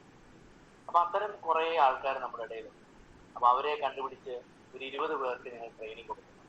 പിവറ്റ് എന്നാണ് അതിന്റെ പേര്. ഞങ്ങൾ അങ്ങനെ ട്രെയിനിങ് കൊടുക്കാൻ തുടങ്ങിയിട്ട് അതിൽ കൂട്ടത്തിൽ ഒരാൾക്ക് VSSCയിൽ ജോലി കിട്ടും, വിക്രം സാരാഭായ് സ്പേസ് ഇൻസ്റ്റിറ്റ്യൂട്ടിൽ ജോലി കിട്ടും. മറ്റൊരാൾക്ക് ISROയിൽ ജോലി കിട്ടും. പക്ഷെ ഞങ്ങൾ ആ ജോലി കിട്ടിയ സമയത്ത് ഞങ്ങൾ ഭയങ്കര സന്തോഷത്തിലായിരുന്നു, ഭയങ്കരമായ സന്തോഷത്തിലായിരുന്നു. നമ്മള് ഇവരെയൊക്കെ ചേർത്ത് നിർത്തിയപ്പോൾ ഇവർക്ക് നല്ല ജോലിയൊക്കെ കിട്ടിയല്ലോ. പക്ഷെ ഈ VSSC ജോലി കിട്ടിയ മോൻ 2 ദിവസം കഴിഞ്ഞപ്പോൾ അവിടുന്ന് റിസൈൻ ചെയ്ത് തിരിച്ചു വന്നു. അതിന്റെ കാരണം എന്താണെന്ന് ചോദിച്ചപ്പോ ഈ മോൻ പറഞ്ഞത്, മോൻ ഡൗൺ സിൻഡ്രോം ഉള്ള പയ്യനാണ്. ഈ മോൻ പറഞ്ഞു, മോന്റെ മാതാപിതാക്കൾ, ഇതിന് സംസാരിക്കാൻ കഴിവില്ല, മാതാപിതാക്കൾ പറഞ്ഞു, അവിടെ കൂടെ നിന്ന ആൾക്കാർ പറഞ്ഞു, ഞങ്ങൾക്ക് സംസാരിക്കാനും കേൾക്കാനും കഴിയുന്ന ആൾക്കാരൊക്കെ മതി ഞങ്ങളുടെ ഡിപ്പാർട്ട്മെന്റിൽ എന്ന് അവരുടെ ബോസിന് അവർ പരാതി കൊടുത്തതിന്റെ പേരിൽ ഇവനെ അവഗണിക്കാനായിട്ട്, ഒറ്റപ്പെടുത്താനായിട്ട് തുടങ്ങി. അങ്ങനെ അവൻ രാജിവെക്കേണ്ടതായിട്ട് വന്നു. അങ്ങനെ 2 ദിവസം അഭിമാനത്തോടെ ഗവൺമെന്റ് ഓഫ് ഇന്ത്യ വണ്ടിയിലൊക്കെ കയറിപ്പോയെങ്കിലും അവർ തിരിച്ചു വന്നു. ഞാൻ പറഞ്ഞു വരുന്നത്, നമ്മൾ ഇതൊക്കെ നമ്മൾ കേൾക്കുന്നുണ്ടെങ്കിലും അവഗണനകൾ പല സ്ഥലങ്ങളിൽ നമുക്ക് കാണാൻ കഴിയും. ചില പേരൻസ് ഒക്കെ ഞങ്ങളുടെ അടുത്ത് വന്ന് പറയും കല്യാണം വിളിക്കാനൊക്കെ വരുമ്പോൾ പറയും വരുമ്പോ ആ ഇളയ മോനെ കൊണ്ടുവരേണ്ടത് ശല്യമാണ്. അപ്പോ ആ ഫാമിലി നോർമലി എന്ത് ചെയ്യും? അവര് പറയും എന്നാ പിന്നെ ഞങ്ങൾ ആരും വരുന്നില്ല എന്ന് പറയും. അപ്പൊ ഞങ്ങളിപ്പോ ചെയ്യുന്ന ഒരു പരിപാടിയുണ്ട്. ഞങ്ങളുടെ കൂട്ടത്തിലുള്ള ഞങ്ങൾക്ക് അറിയാവുന്നവരുടെ കല്യാണങ്ങൾ ഞങ്ങൾ മനഃപൂർവ്വമായിട്ട് ഇവരെ വിളിപ്പിച്ചിട്ട് ഞങ്ങൾ ടീമായിട്ട് കല്യാണങ്ങൾക്ക് പോകും. ഈ കുഞ്ഞുങ്ങളെ കൊണ്ടുപോകും. ഇവരെ കൊണ്ട് ഒരു കുഴപ്പവുമില്ല, യാതൊരു പ്രശ്നങ്ങളുമില്ല. ഒരു മനോഹരമായിട്ട് കല്യാണത്തിന് പോയിട്ട് നല്ല ഫോട്ടോയൊക്കെ എടുത്തിട്ട് അവർ തിരിച്ചു വരുമ്പോൾ അവർക്കുണ്ടാകുന്ന അവരുടെ അഭിമാനത്തിനുണ്ടാകുന്ന ഒരു മാറ്റം. പലപ്പോഴും ഞങ്ങൾ ചില പള്ളികളിലൊക്കെ പോകും, എക്സിബിഷൻസ് നടത്തും. കാരണം ഇവർ ധാരാളം സാധനങ്ങൾ ഉണ്ടാക്കുന്നു, കമ്മലും മാലയും അതുപോലെ തന്നെ തടി കൊണ്ടുള്ള വസ്തുക്കളും ഒക്കെ ഇവർ ഉണ്ടാക്കിയിട്ട് ഞങ്ങൾ കുഞ്ഞു കുഞ്ഞു എക്സിബിഷൻസ് നടത്തി പള്ളിയൊക്കെ പിരിയുമ്പോൾ പള്ളിയുടെയൊക്കെ മുറ്റത്ത് ചെന്ന് നിൽക്കും. അപ്പൊ അങ്ങനെ ഒരു പ്രാവശ്യം ഒരു പള്ളി ഞങ്ങളെ വിളിച്ച്, ഞങ്ങളുടെ 5 കുട്ടികളെ വിളിച്ച് പൊന്നാടയൊക്കെ തന്നു. അപ്പോഴാണ് ഈ കുട്ടികൾ പറഞ്ഞു, ഈ പൊന്നാടയൊക്കെ വലിയ വലിയ മന്ത്രിമാർക്ക് കൊടുക്കുന്നത്, ഞങ്ങൾക്കൊക്കെ എന്തിനാ ഇങ്ങനെ ഇട്ടത്? അപ്പൊ ഇതാണ് ഒരു മനുഷ്യന്റെ സെൽഫ് എസ്റ്റീം എന്ന് പറഞ്ഞൊരു സാധനം, ആത്മാഭിമാന ബോധം. ഈ ആത്മാഭിമാന ബോധം എപ്പോഴാണോ നഷ്ടപ്പെടുന്നത്, അതിനുശേഷം ചിലപ്പം ആ വ്യക്തിക്ക് ഈ ലോകത്തിൽ ജീവിക്കാൻ അവന് താല്പര്യം തോന്നണമെന്നില്ല. അപ്പൊ ഞാൻ ഈ ലോകത്തിന് അനിവാര്യനായ ഒരു വ്യക്തിയാണ് എന്ന് മനസ്സിലാക്കുക എന്നുള്ളതാണ്. ഇപ്പം ഭിന്നശേഷി ഉണ്ടാകണമെന്നൊന്നുമില്ല, ഭിന്നശേഷി ഒന്നും അല്ലെങ്കിൽ അങ്ങനെയുള്ള പ്രശ്നങ്ങൾ ഇല്ലാത്തവർക്കും ഈ ഒരു ബോധം, ഞാൻ ഈ വീട്ടിൽ വേണ്ടാത്തവനാണ് എന്നൊരു ചിന്ത വന്നു കഴിയുമ്പോഴാണ് അവർ ആത്മഹത്യയെ കുറിച്ചൊക്കെ ചിന്തിച്ചു തുടങ്ങുന്നത്. അപ്പൊ നമ്മളുടെ ലക്ഷ്യം എന്ന് പറയുന്നത്, ദർശന ക്ലബിന്റെ ലക്ഷ്യം ആകേണ്ടതും ഇങ്ങനെ തന്നെയാണ്. ഞാൻ അങ്ങനെ ചിന്തിക്കുകയാണ്. ഈ പറഞ്ഞ ശിങ്കാരി മേളത്തിലേക്കും ഒക്കെ കൂട്ടിക്കൊണ്ടു പോകുമ്പോൾ, വടംവലിയിലേക്ക് കൂട്ടിക്കൊണ്ടു പോകുമ്പോൾ, കേൾവി പരിമിതിയുള്ള ആൾക്കാരുടെ ചെസ് മത്സരങ്ങളിലേക്ക് കൊണ്ടുപോകുമ്പോൾ, കാഴ്ച പരിമിതിയുള്ളവരുടെ ചെസ് മത്സരങ്ങളിലേക്ക് കൊണ്ടുപോകുമ്പോൾ നമ്മളെപ്പോഴും ചിന്തിക്കുന്നത്, ഇവരുടെ ഉള്ളിലെ ഓരോ മനുഷ്യരുടെയും ഉള്ളിലെ ആത്മാഭിമാന ബോധത്തിന്റെ ഓരോ കുഞ്ഞു കുഞ്ഞു കട്ടകൾ നമ്മൾ കെട്ടിപ്പൊക്കിക്കൊണ്ടിരിക്കുകയാണ്. അങ്ങനെ ഉയരങ്ങൾ എത്തിയവരാണ് ഇവിടെ ഇരിക്കുന്ന ഓരോരുത്തരും എന്ന് ഞാൻ മനസ്സിലാക്കി. എനിക്ക് ഒത്തിരി സന്തോഷം തോന്നുന്ന ഒരു മീറ്റിംഗ് ആണിത്. കഴിഞ്ഞ ഒരിടയ്ക്ക് ഈ കേരള ഫെഡറേഷൻ ഓഫ് ബ്ലൈൻഡിന്റെ ഒരു മീറ്റിങ്ങിന് സംബന്ധിക്കാനായിട്ട് ഒരു അവസരം കിട്ടിയപ്പോൾ ഞാൻ ചെന്നപ്പോൾ ഒത്തിരി അതിശയപ്പെട്ടു. കാരണം ഈ വിളിച്ചവരും എന്നെ ആ സ്റ്റേജിലോട്ട് കൊണ്ടുപോയവരും ഇവർക്ക് ആർക്കും കാഴ്ചയില്ല. ഇവരെല്ലാം യാതൊരു വിധമായിട്ടുള്ള ഈ ലോകത്തിന്റെ കാഴ്ചകളൊന്നും കാണാതെ എങ്കിൽ ആനന്ദത്തോടെ ജീവിക്കുന്നതാണ്. അപ്പൊ അത്തരത്തിലൊരു ജീവിതമൊക്കെ നമുക്ക് സാധ്യമാണ് എന്ന് പറയുന്ന ഒരു വലിയ ചിന്ത. അപ്പം എനിക്ക് നിങ്ങളോട് പറയാനുള്ള ഒറ്റ കാര്യമേ ഉള്ളൂ, ജീവിതത്തിന്റെ സ്ട്രെസ്സുകളെല്ലാം മാറ്റിയിട്ട്, സമ്മർദ്ദങ്ങളെല്ലാം ഒഴിവാക്കി, സ്ട്രെസ്സറുകളെ വളരെ സമചിത്തതയോടെ കണ്ടുകൊണ്ട് ജീവിതത്തിന്റെ വെല്ലുവിളികളെ വളരെ തന്മയത്തമായിട്ട്, തമാശയോടുകൂടി, ഹ്യൂമർ സെൻസോടുകൂടിയൊക്കെ ജീവിക്കാൻ കഴിയുക എന്ന് പറയുന്നൊരു നല്ലൊരു കാര്യമാണ്. ഈ മാസ്ലോ എന്ന് പറയുന്ന ഒരു തിയറിസ്റ്റ് ഉണ്ട് സൈക്കോളജിയിലെ, എബ്രഹാം മാസ്ലോ പറയുന്ന ഒരു തിയറിയിൽ ഒരു മനുഷ്യന്റെ ആദ്യത്തെ ചിന്ത എന്ന് പറയുന്നത് അവന് ജീവിക്കാനായിട്ട് അവന്റെ ഫിസിക്കൽ നീഡുകളാണ്. ആഹാരം വേണം, വായു വേണം, വെള്ളം വേണം. ഇതില്ലാതെ ആർക്കും ജീവിക്കാൻ കഴിയും. ഇതിനകത്തെല്ലാം അവൻ സാറ്റിസ്ഫൈഡ് ആയി കഴിയുമ്പോൾ തൊട്ടടുത്ത് അവന്റെ ചിന്ത വരുന്നത്, എനിക്കൊരു താമസിക്കാൻ ഒരു സ്ഥലം വേണമല്ലോ, ഒരു വീട് വേണമല്ലോ, സുരക്ഷിതത്വം വേണമല്ലോ, സേഫ്റ്റി നീഡാണ്. വീണ്ടും അവൻ ചിന്തിച്ചു തുടങ്ങുന്നത് സേഫ്റ്റി നീഡൊക്കെ കഴിയുമ്പോഴത്തേക്ക് എനിക്ക് സ്നേഹിക്കാൻ കുറച്ച് ആൾക്കാർ വേണമല്ലോ, എനിക്കൊരു ഫാമിലിയൊക്കെ ഉണ്ടെങ്കിൽ കൊള്ളാം, എനിക്ക് സഹോദരങ്ങൾ ഉണ്ടെങ്കിൽ നല്ലതാണ്, എനിക്ക് ഫ്രണ്ട്സ് ഉണ്ടെങ്കിൽ നല്ലതാണ്. അപ്പൊ ഈ ആദ്യത്തെ 3 ചിന്തകൾ അങ്ങനെയാണ്. ബേസിക് നീഡ് എന്ന് പറയുന്നത് അവന്റെ ആഹാരം, പാർപ്പിടം, ഇതൊക്കെ കഴിയുമ്പോഴത്തേക്ക് സുരക്ഷിതത്വം വേണം. ഇതും ഓക്കെ ആണെന്നുള്ള ഒരു വ്യക്തിയെ സംബന്ധിച്ചിടത്തോളം അവൻ ചിന്തിച്ചു തുടങ്ങും, എനിക്ക് കുറച്ച് കൂട്ടുകാരൊക്കെ വേണം, എനിക്ക് സ്നേഹിക്കാൻ ആൾക്കാർ വേണം, എനിക്ക് കുറച്ച് സാധനങ്ങളൊക്കെ വാങ്ങണം. ചിലപ്പോൾ ഓൺലൈനിലൊക്കെ നമ്മൾ പലതും പരതാനായിട്ട് തുടങ്ങും. നമ്മൾ സാധനങ്ങൾ വാങ്ങി വീട്ടിൽ വെക്കും, ഒരു TV ഒക്കെ മേടിക്കും, ഇങ്ങനെയുള്ള സാധനങ്ങൾ. അപ്പൊ ഇതൊക്കെ നമ്മൾ ഓക്കെയാണ്. ഇതിനകത്തൊക്കെ നമ്മൾ സാറ്റിസ്ഫൈഡ് ആയി കഴിയുമ്പോൾ നമ്മൾ ചിന്തിക്കുന്ന നമ്മുടെ അടുത്ത ചിന്ത എന്ന് പറയുന്നത്, കുറച്ചുപേരൊക്കെ എന്നെ ബഹുമാനിച്ചാൽ നല്ലതാണ്, കുറച്ചുപേരൊക്കെ എന്നെ ഇഷ്ടപ്പെട്ടാൽ നല്ലതാണ്.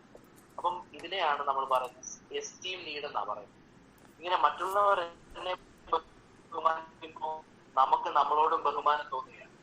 മറ്റുള്ളവർ എന്നെ ബഹുമാനിക്കും, എനിക്ക് എന്നോട് തന്നെയുള്ള ബഹുമാനം ഉയരുകയാണ്. അപ്പൊ എസ്റ്റീം നീഡ്. അപ്പൊ അങ്ങനെയുള്ളവര് കൊച്ചു ഇതുപോലുള്ള ക്ലബുകൾക്കൊക്കെ നേതൃത്വം കൊടുക്കാൻ തുടങ്ങും, ലീഡർഷിപ്പ് റോളുകളിലേക്ക് വരും. അവര് ചിലപ്പോൾ കമ്മിറ്റികളിൽ വരും, സെക്രട്ടറി ആകും, ഖജാൻജി ആകും. കാരണം മറ്റുള്ളവർ എന്നെ എന്താണ് ഈ ഒരു ഇമ്പോർട്ടൻസ് തരുന്നു എന്നുള്ള ഒരു ഫീൽ നമ്മുടെ ഉള്ളിലേക്ക് വരും. അപ്പൊ വീണ്ടും അവിടെ കൊണ്ട് ഒരാളുടെ ജീവിതം നിൽക്കുകയാണോ? അല്ല. മാസ്ലോ പറയുന്നുണ്ട് ഒരാളുടെ ആത്യന്തികമായിട്ടുള്ള ലക്ഷ്യം എന്ന് പറയുന്നത് അവന്റെ സെൽഫ് ആക്ച്വലൈസേഷൻ ആണ്. അതല്ലെന്നുണ്ടെങ്കിൽ മലയാളത്തിൽ പറയാന്നുണ്ടെങ്കിൽ ആത്മസാക്ഷാത്കാരം എന്ന് പറഞ്ഞാൽ പിന്നീട് ഇപ്പൊ നമ്മൾ മദർ തെരേസയെ കുറിച്ചൊക്കെ നമ്മൾ കേട്ടിട്ടുണ്ട്. മദർ തെരേസ ഒന്നും ആ വ്യക്തി എവിടെയാണ് താമസിക്കുന്നതെന്ന് നമ്മളെ സംബന്ധിച്ചൊരു പ്രശ്നമല്ല. മദർ തെരേസയ്ക്ക് അതൊരു പ്രശ്നമല്ല. മദർ തെരേസയ്ക്ക് കാറുണ്ടോ ഇല്ലയോ എന്നുള്ളതൊരു വിഷയമല്ല.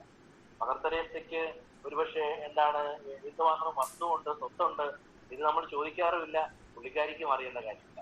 അപ്പം ആ ഒരു വ്യക്തിയുടെ ഏറ്റവും ആ വ്യക്തിയെ എന്തിനാണോ ലോകത്തിലേക്ക് ദൈവം അയച്ചത് അതിന്റെ മാക്സിമത്തിലേക്ക് എത്തിക്കഴിഞ്ഞാൽ ഉണ്ടെന്നോ കൈ ഇല്ലെന്നോ കാലുണ്ടെന്നോ ഇല്ലെന്നോ ഒന്നും ഒരു വിഷയമല്ല.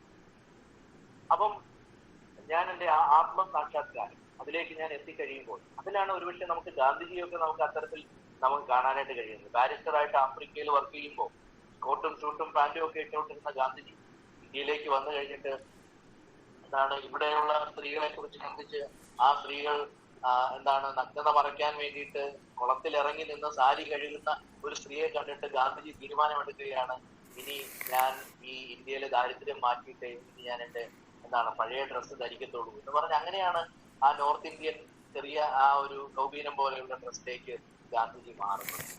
എന്ന് പറഞ്ഞാൽ പിന്നീട് ആ ഒരു തലത്തിലേക്ക് എത്തിക്കഴിഞ്ഞാൽ പിന്നീട് എൻ്റെ കുഞ്ഞു കുഞ്ഞില്ലായ്മകളൊന്നും ഒരു വിഷയമേ അല്ല. നമ്മൾ ഇന്നത്തെ ഈ ഒരു ക്ലാസ്സിൽ ഞാൻ ആഗ്രഹിക്കുന്ന ഒരു കാര്യം, നമ്മളെല്ലാവരും ചിന്തിക്കുക ആ ഒരു ആത്മസാക്ഷാത്കാരത്തിലേക്കുള്ള ഒരു യാത്രയായിരിക്കണം നമ്മുടെ യാത്ര. അതിലേക്ക് നമ്മൾ അവസാനിപ്പിക്കണം. നമ്മൾ അവിടെ ചെന്നിരുന്നോണ്ട് നമ്മൾ ചിന്തിക്കുമ്പോൾ എനിക്കൊരു പക്ഷേ ഞാൻ ആദ്യമായിട്ടാണ് ഞാൻ ഈ എന്താണ് സോളമൻ അച്ഛനെ കാണുന്നത്. നേരത്തെ റിപ്പോർട്ട് വായിച്ച അച്ഛനാണെന്ന് തോന്നുന്നില്ലേ? റിപ്പോർട്ട് അച്ഛനാണോ വായിച്ചേ? അല്ല, ഓക്കെ ഞാൻ യെസ് ഓക്കെ. ഏതായാലും ഞാൻ ചിന്തിക്കുക ആ അച്ഛനെ സംബന്ധിച്ചിടത്തോളം അച്ഛൻ ആ ആത്മസാക്ഷാത്കാരത്തിലേക്ക് എത്തിയ ഒരു വ്യക്തിയാണ്. കാരണം ഒരുപാട് കാര്യങ്ങൾ എന്ന് പറഞ്ഞാൽ സ്വന്തം കാര്യങ്ങളെല്ലാം മാറ്റി വെച്ചുകൊണ്ട് വേറൊരാളിന്റെ കാര്യത്തിന് വേണ്ടി ഇടപെടാൻ കഴിയുക എന്ന് പറയുമ്പോൾ അതിൽ കവിഞ്ഞ ഒരു സന്തോഷം ഈ ലോകത്തിൽ വേറെയില്ല. ഞാനൊരിക്കൽ ഞങ്ങളുടെ വിവേക് സെന്റർ ഒക്കെ തുടങ്ങുന്നതിന് കുറച്ച് നാളുകൾക്ക് മുമ്പ് തിരുവനന്തപുരത്തെ ഒരു ആശ്രമത്തിലല്ല ഒരു ഓൾഡ് ഏജ് ഹോമിൽ പോയപ്പോ അവിടെ ഒരു ജോഷുവ അച്ഛൻ നടത്തുന്ന ഒരു സെന്ററാണ്. ഞങ്ങൾ പോയപ്പോ അച്ഛൻ പറഞ്ഞു വാ കയറി ഇരിക്കും, ഓഫീസിലോട്ട് ഇരിക്കുക, 5 മിനിറ്റ് കൊണ്ട് ഞാൻ വരാന്ന് പറഞ്ഞു. അപ്പൊ 5 മിനിറ്റ് കഴിഞ്ഞു, 10 മിനിറ്റ് കഴിഞ്ഞു, 20 മിനിറ്റ് കഴിഞ്ഞു, അരമണിക്കൂറായി, 1 മണിക്കൂറായിട്ട് അച്ഛൻ വന്നു. ഞങ്ങൾക്ക് നോർമലി ദേഷ്യമാണ്. ആ കുറച്ച് സമയം കഴിഞ്ഞപ്പോ അച്ഛൻ വന്നു. അപ്പൊ അച്ഛൻ പറഞ്ഞു ഞാൻ ചെന്നിട്ട് വേണം ഒരു 30 പേർക്ക് ടോയ്ലറ്റിൽ പോകാനായിട്ട്.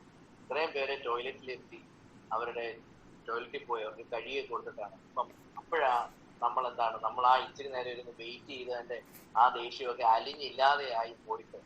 അപ്പം ഇങ്ങനെയൊക്കെ സ്നേഹത്തോടെ ജനങ്ങളെ ചേർത്ത് നിർത്തുന്ന ഒരു കൂട്ടം ആൾക്കാർ ആരും അറിയാതെ, ഇവരാരും ഒന്നും അറിയപ്പെടണമെന്ന് ആഗ്രഹിക്കുന്ന ആൾക്കാരൊന്നുമല്ല.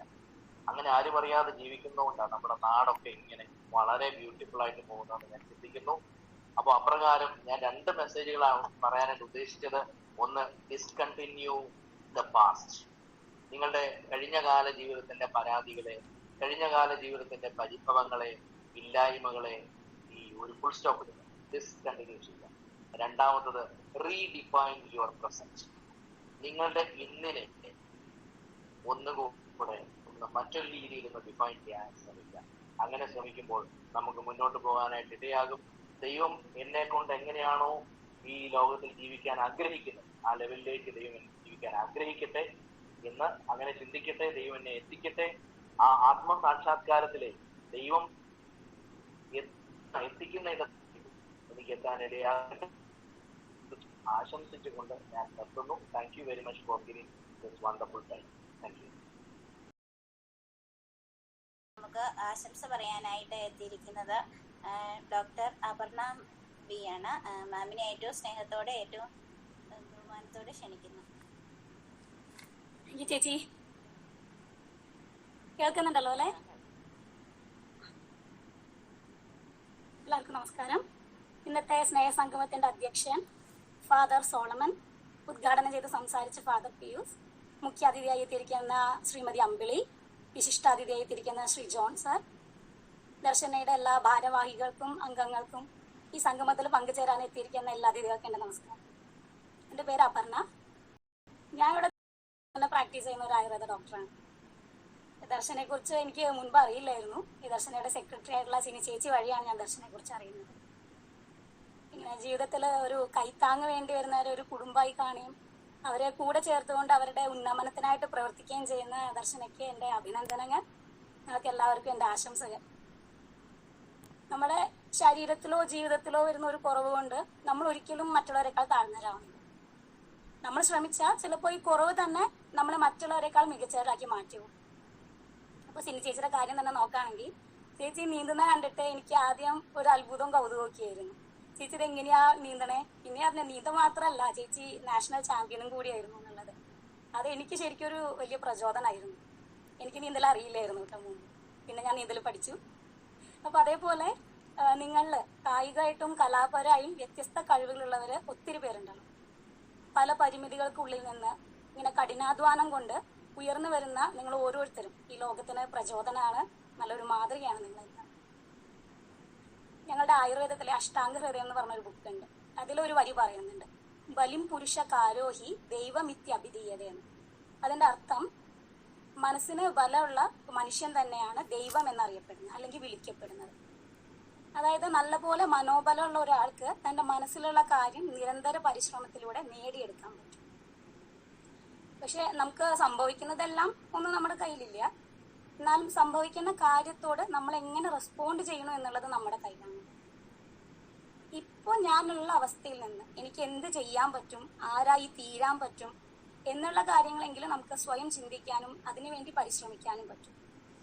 നമ്മുടെ പരിശ്രമങ്ങൾ 1-2 തവണ ഫലം കണ്ടില്ലെങ്കിലും അതിൽ നിരാശരാവാതെ നമ്മുടെ ലക്ഷ്യത്തിലേക്കുള്ള പുതിയ വഴികൾ നമ്മൾ അന്വേഷിച്ചു കൊണ്ടേയിരിക്കണം. ശരിയായ വഴി നമുക്ക് ഒരു ദിവസം എന്തായാലും നമ്മൾ കണ്ടെത്തും. അങ്ങനെ നമുക്ക് ഓരോരുത്തർക്കും അവനവന് ചേരുന്ന ശരിയായ വഴി കണ്ടെത്താനും ആ വഴിയെ മുന്നേറാനും നിങ്ങൾക്ക് ഓരോരുത്തർക്കും കഴിയട്ടെ എന്ന് ഞാൻ ആശംസിക്കുന്നു. അതിനുള്ള എല്ലാ ദൈവാനുഗ്രഹവും ഉണ്ടാകട്ടെ എന്ന് പ്രാർത്ഥിക്കുന്നു.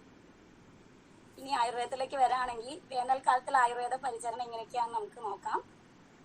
എല്ലാവർക്കും അറിയണ പോലെ തന്നെ ധാരാളം വെള്ളം കുടിക്കണം, കോട്ടൺ വസ്ത്രങ്ങൾ ധരിക്കണം, കഴിവതും നല്ല വെയിലുള്ളപ്പോൾ നേരിട്ട് വെയിൽ കൊള്ളാതിരിക്കുക, കുട ചൂടി പുറത്തു പോവുകയോ അല്ലെങ്കിൽ ഒഴിവാക്കാൻ പറ്റുന്നതാണെങ്കിൽ യാത്രകൾ ഒഴിവാക്കുക, ഇതെല്ലാം ചെയ്യുക. നമുക്ക് കുടിക്കാൻ പറ്റുന്ന വെള്ളം കുടിക്കാമെന്ന് പറയുന്നുണ്ടെങ്കിലും എന്തൊക്കെ തരം വെള്ളം കുടിക്കാം? സാധാരണ തിളപ്പിച്ചാറിയ വെള്ളം തന്നെ കുടിക്കാം. പിന്നെ നമുക്ക് ചെയ്യാവുന്ന കാര്യം, നറുനീണ്ടി എല്ലാവരും കേട്ടിരിക്കുള്ളൂ, സർബത്ത് ഉണ്ടാക്കാൻ ഉപയോഗിക്കുന്നത്. അത് നമുക്ക് നറുനീണ്ടി തിളപ്പിച്ചെടുത്ത വെള്ളം ഒന്ന് രാവിലെ കുടിക്കുന്ന വെള്ളത്തിൽ 1-2 കഷ്ണിട്ട് തിളപ്പിച്ചെടുത്തിട്ടോ അല്ലെങ്കിൽ സർബത്തായിട്ട് തന്നെയും കുടിക്കാം. അതുപോലെ തന്നെയാണ് രാമച്ചം. രാമച്ചത്തിന്റെ വേര് വെറുതെ വെള്ളത്തിലിട്ട് വെച്ചാൽ തന്നെ അതിന്റെ ആ സത്ത് അതിലേക്ക് കിട്ടും. ആ വെള്ളവും നമുക്ക് വേനൽക്കാലത്ത് കുടിക്കുന്നതിന് വളരെ നല്ലതാണ്. അതേപോലെ മോരും വെള്ളം. മോരും വെള്ളം എന്ന് പറയുമ്പോൾ തൈരല്ല, തൈരിൽ വെള്ളം ചേർത്തതല്ല. മോരെന്ന് പറയുമ്പോൾ തൈര് കൃത്യമായിട്ട് കടഞ്ഞെടുത്തോ അല്ലെങ്കിൽ മിക്സിയിൽ അടിച്ചെടുത്തോ ആ വെണ്ണ മാറ്റി അതിൽ ധാരാളം വെള്ളവും കൂടെ ചേർത്ത് പിന്നെ ഉപ്പ് എന്താ വേണ്ടെങ്കിൽ കൂടെ ചേർത്തിട്ട് അങ്ങനെ മോരും വെള്ളമായിട്ട് വേണം കുടിക്കാൻ. തൈര് പക്ഷെ നമ്മൾ അധികം ഉപയോഗിക്കുന്നതല്ലല്ലോ സമ്മറിൽ. തൈര് കഴിക്കുമ്പോൾ തൈര് ശരീരത്തിന്റെ ഉള്ളിൽ ചെന്ന് കഴിഞ്ഞാൽ നമുക്ക് കഴിക്കുമ്പോൾ നമുക്ക് ചിലപ്പോൾ തണുപ്പ് തോന്നുമെങ്കിലും ശരീരത്തിന്റെ ഉള്ളിൽ ചെന്ന് കഴിഞ്ഞാൽ അത് ചൂടാണ് ഉണ്ടാക്കുന്നത്. അപ്പൊ അതുകൊണ്ട് മോരും വെള്ളം കുടിക്കാം. ഈ പറഞ്ഞ പോലെ നറുനീണ്ടി, രാമച്ചം, നാളികേര വെള്ളം. ഇപ്പൊ നാളികേര പാല് തന്നെ പല ആളുകളും ചായ പോലും അങ്ങനെയൊക്കെ നാച്ചുറോപ്പതിയിലൊക്കെ ഉപയോഗിക്കാറുണ്ടല്ലോ. അതുപോലെ നാളികേര പാല് ചേരുന്നത് ഉപയോഗിക്കാം. ഇതെല്ലാം നമുക്ക് കുടിക്കാൻ നല്ലതാണ്. അതേപോലെ രാത്രി ഉറങ്ങുന്നതിന് മുമ്പ് പാലില് പഞ്ചസാര ചേർത്ത് കുടിക്കുന്നതും ശരീരത്തിന്റെ ചൂടും അതുമായിട്ടുള്ള ബുദ്ധിമുട്ടുകളെല്ലാം മാറുന്നതിന് നല്ലതാണ്. പിന്നെ ഭക്ഷണത്തിന്റെ കാര്യം നോക്കുകയാണെങ്കിൽ ഭയങ്കരമായിട്ട് വളരെയധികം എരിവും പുളിയും ഉള്ള ഭക്ഷണങ്ങൾ ഈ സമയത്ത് ഒഴിവാക്കുന്നതാണ് നല്ലത്. വളരെ എരിവും പുളിയുള്ളതെല്ലാം നമ്മുടെ ശരീരത്തിന്റെ ഉള്ളിൽ എത്തിക്കഴിഞ്ഞിട്ടുണ്ടെങ്കിൽ ഈ പറയുന്ന പോലെ ചൂട് കൂട്ടാണ് ചെയ്യുന്നത്. മാംസം അതേപോലെ അധികം കഴിക്കുന്നതല്ല, പ്രത്യേകിച്ച് കോഴിയുടെ മാംസമൊക്കെ ശരീരത്തിൽ ചൂടാണ് വരുത്തുന്നത്. ഇഷ്ടമാണെങ്കിൽ വളരെ കുറച്ച് കഷ്ണങ്ങൾ കഴിക്കുക. അതല്ലെങ്കിൽ സൂപ്പായിട്ട് ഉണ്ടാക്കി കുടിക്കുകയാണെങ്കിൽ അത് വളരെ നല്ലതാണ്. സൂപ്പിൽ അധികം സ്പൈസസ് ഇടാതെ വളരെ എരിവാക്കാതെ സൂപ്പായി കുടിക്കുന്നത് നല്ലതാണ് മാംസങ്ങളെല്ലാം. പിന്നെ നമുക്ക് ഇപ്പൊ കിട്ടുന്ന ഫ്രൂട്ട്സ് എല്ലാം സീസണായിട്ട് കിട്ടുന്ന എല്ലാ ഫ്രൂട്ട്സും നമുക്ക് കഴിക്കാവുന്നത് തന്നെയാണ്. പിന്നെ ഇതൊക്കെ സാധാ കെയർ മാത്രമാണ്. പക്ഷെ നമുക്കൊരു ചികിത്സയായിട്ട് ഈ വേനൽക്കാലത്ത് വേണ്ടി വരുന്നത് ചൂടുകുരു അല്ലെങ്കിൽ സൂര്യന്റെ വെയിൽ നേരിട്ട് ഏറ്റുണ്ടാകുന്ന പൊള്ളല്, സൺബേൺ പോലെ, പിന്നെ കരിവാളിപ്പായിരിക്കും ചിലവരിൽ ഉണ്ടാവുക. ഇത്തരം കാര്യങ്ങൾ നമുക്ക് എന്തെങ്കിലും മരുന്നുകളായിട്ട് തന്നെ ഉപയോഗിക്കേണ്ടി വരും. ഈ സമയത്ത് ഈ പറയുന്ന 3 കാര്യത്തിലാണെങ്കിലും ഉപയോഗിക്കാൻ ഏറ്റവും നല്ലതെന്ന് പറയുന്നത് നമുക്ക് ചന്ദനം വീട്ടിലുണ്ടെങ്കിൽ ചന്ദനം മുട്ടി അരച്ചെടുത്ത് കിട്ടുന്ന ചന്ദനം തേക്കുന്നതാണ്. ചൂടുകുരു ആണെങ്കിലും പൊള്ളലാണെങ്കിലും കരിവാളിപ്പാണെങ്കിലും അത് മാറാൻ ഏറ്റവും നല്ലത്.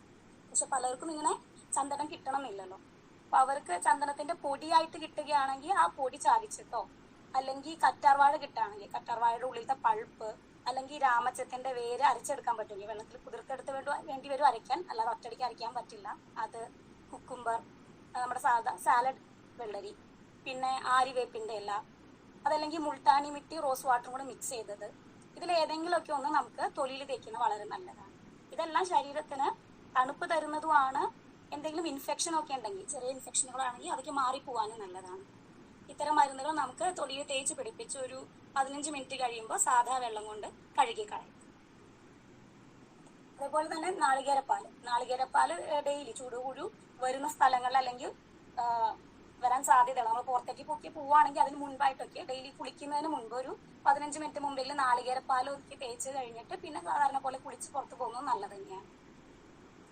പിന്നെ ആയുർവേദ മരുന്നുകളായിട്ട് പറയാനുള്ളത് ചന്ദനാദി തൈലം, ശതദൗതഘൃതം, ഇങ്ങനെ പല മരുന്നുകളും നമുക്ക് വാങ്ങാൻ കിട്ടും. കാരണം പലർക്കും ഇപ്പൊ ഇതൊന്നും സ്വയം വീട്ടിൽ നമുക്ക് ചെയ്യാൻ നേരം കിട്ടണമെന്നില്ലല്ലോ. ഇതെല്ലാം എടുക്കലും അരയ്ക്കലും തേക്കലും ഒന്നും എളുപ്പമായിരിക്കില്ല. അപ്പൊ അങ്ങനെയാണെങ്കിൽ മരുന്നായി വാങ്ങുന്നുണ്ടെങ്കിൽ, തൈലമായിട്ട് വാങ്ങാൻ ഉദ്ദേശിക്കുന്നുണ്ടെങ്കിൽ, തേച്ച് കുളിക്കുന്നതിനായിട്ട്, അല്ലെങ്കിൽ വീട്ടില് യാത്ര കഴിഞ്ഞ് വന്നതിന് ശേഷം തേച്ചിടാനാണെങ്കിലും തൊലിയിലാണെങ്കിലും ചന്ദനാദി എന്ന് പറഞ്ഞൊരു തൈലം വാങ്ങാൻ കിട്ടും. അതാണ് വേനൽക്കാലത്ത് ഉപയോഗിക്കാൻ ഏറ്റവും നല്ലത്. കാരണം അത് വളരെ കൂളിംഗ് ആണ്, നമുക്ക് നല്ലപോലെ തണുപ്പ് തരുകയും ചെയ്യും. ചൂട് കൊണ്ട് നമ്മുടെ ശരീരത്തിനും രക്തത്തിലൊക്കെ എന്ത് മാറ്റം വരുന്നോ അതിനെ കുറയ്ക്കാനും വളരെ നല്ലതാണ്. പിന്നെ ഒരു മരുന്നാണ് ശതദൗതഘൃതം. അത് ഓയിൻമെന്റ് ആയിട്ടാണ് കിട്ടുന്നത്. പലർക്കും എണ്ണ തേക്കാനൊന്നും ഇഷ്ടമായിരിക്കില്ല. അവർക്ക് അപ്പോൾ ഓയിൻമെന്റോ ക്രീമുകളോ ആയിരിക്കും വേണ്ടി വരിക. അപ്പൊ ലോഷൻ ആയിട്ടുള്ള മരുന്നുകളൊന്നും അങ്ങനെ, പല പേറ്റന്റ് മരുന്നുകളേ ഉള്ളൂ. ക്ലാസിക്കലായിട്ടുള്ള ആയുർവേദ മരുന്നിൽ ഓയിൻമെന്റ് രൂപത്തിൽ വരുന്നത് ശതദൗതഘൃതം ഉണ്ട്. ആ ശതദൗതഘൃതം ഈ പറയുന്ന പോലെ നമുക്ക് അസുഖം വന്നു കഴിഞ്ഞിട്ടും വരാതിരിക്കാനും എല്ലാം സ്കിന്നിൽ അപ്ലൈ ചെയ്യാനുള്ള മരുന്നാണ്. അത്യാവശ്യം ചെറിയ ഇൻഫെക്ഷൻ ഒക്കെ, ചൊറിച്ചിലോട് കൂടിയതും വിരലുകളുടെ ഇടയിലാണെങ്കിലും ജോയിന്റ്സിലാണെങ്കിലും ചൂടുകുരുവിൽ തന്നെയാണെങ്കിലും മറ്റെന്തെങ്കിലും കുരുക്കളോ, നേരത്തെ പറഞ്ഞ പോലെയുള്ള കരിവാളിപ്പ്, പൊള്ളൽ, ഇതുപോലെ എല്ലാത്തിലും ഒരേപോലെ ഉപയോഗിക്കാൻ പറ്റുന്ന ഒരു മരുന്നാണ് ശതദൗതഘൃതം ഓയിൻമെന്റ്. അതും വേനൽക്കാലത്ത് നമുക്ക് ശരീര സംരക്ഷണത്തിന് ഉപയോഗിക്കാം. ഇതാണ് അത്യാവശ്യം നമുക്ക് ചെയ്യാൻ പറ്റുന്ന കാര്യങ്ങളെല്ലാം. അപ്പൊ ഈ ദർശനയുടെ ഇന്നത്തെ സ്നേഹ സംഗമത്തിൽ പങ്കെടുക്കാൻ പറ്റിയതിൽ എനിക്ക് ഒരുപാട് സന്തോഷം. എന്നെ ക്ഷണിച്ചതിന് ഒരുപാട് നന്ദി.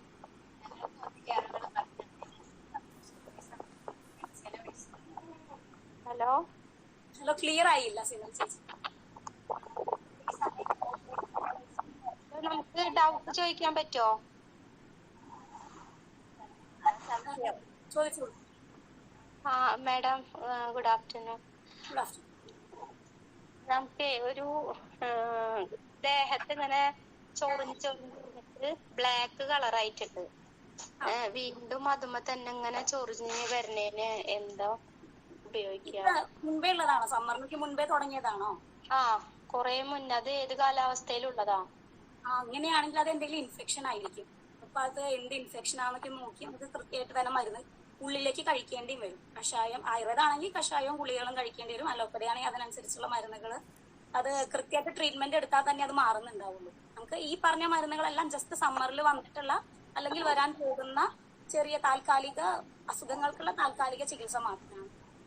ശരിക്കും ഇത്രയും കാലങ്ങളായി നിൽക്കുന്നതാണെങ്കിൽ അവിടെ എന്തെങ്കിലും ഫംഗൽ ഇൻഫെക്ഷനോ മറ്റെന്തെങ്കിലുമൊക്കെ ആണെങ്കിൽ അതിന് കൃത്യമായ ചികിത്സ തന്നെ ചിലപ്പോൾ ഒരു 2 മാസം മുതൽ 6 മാസം വരെ എടുക്കേണ്ടി വരും, അസുഖത്തിന്റെ വ്യാപ്തി അനുസരിച്ച്.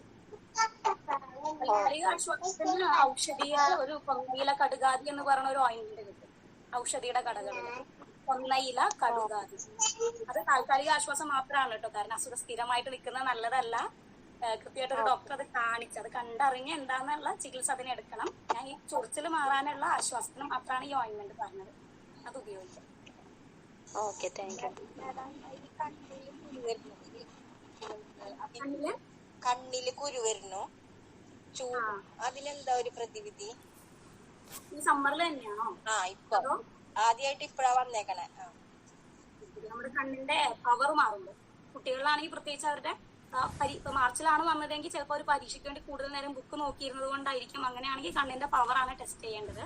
അതല്ല ചൂട് കൊണ്ടാണ് വരുന്നതെങ്കിൽ നമുക്ക് തലയിൽ എണ്ണ തേച്ച് കുളിക്കലും കണ്ണിന് ചുറ്റും എണ്ണ തേച്ച് മസാജ് ചെയ്യലുമാണ് കണ്ണിന്റെ സ്ട്രെയിൻ കുറയ്ക്കാൻ നല്ലത്. സ്ട്രെയിൻ ആണെങ്കിലും ചൂട് കൊണ്ടുള്ള ബുദ്ധിമുട്ടാണെങ്കിലും.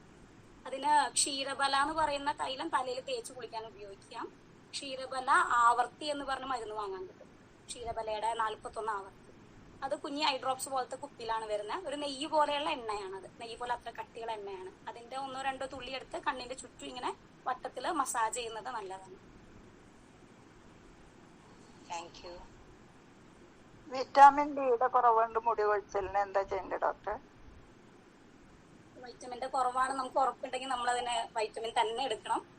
ടെസ്റ്റ് ഏതെങ്കിലും ചെയ്തിരുന്നു വൈറ്റമിന്റെ? ചെയ്തിരുന്നു. ഏതിന്റെ കുറവ് വരുന്നേ? വൈറ്റമിൻ ഡിയുടെ കുറവ്. അല്ലെങ്കിൽ ടാബ്ലറ്റ് എടുക്കുന്നത് തന്നെയാണ് നല്ലത്. കാരണം അതിന്റെ സപ്ലിമെന്റ് ആയിട്ട് ആയുർവേദത്തിൽ നല്ലൊരു മരുന്നില്ല.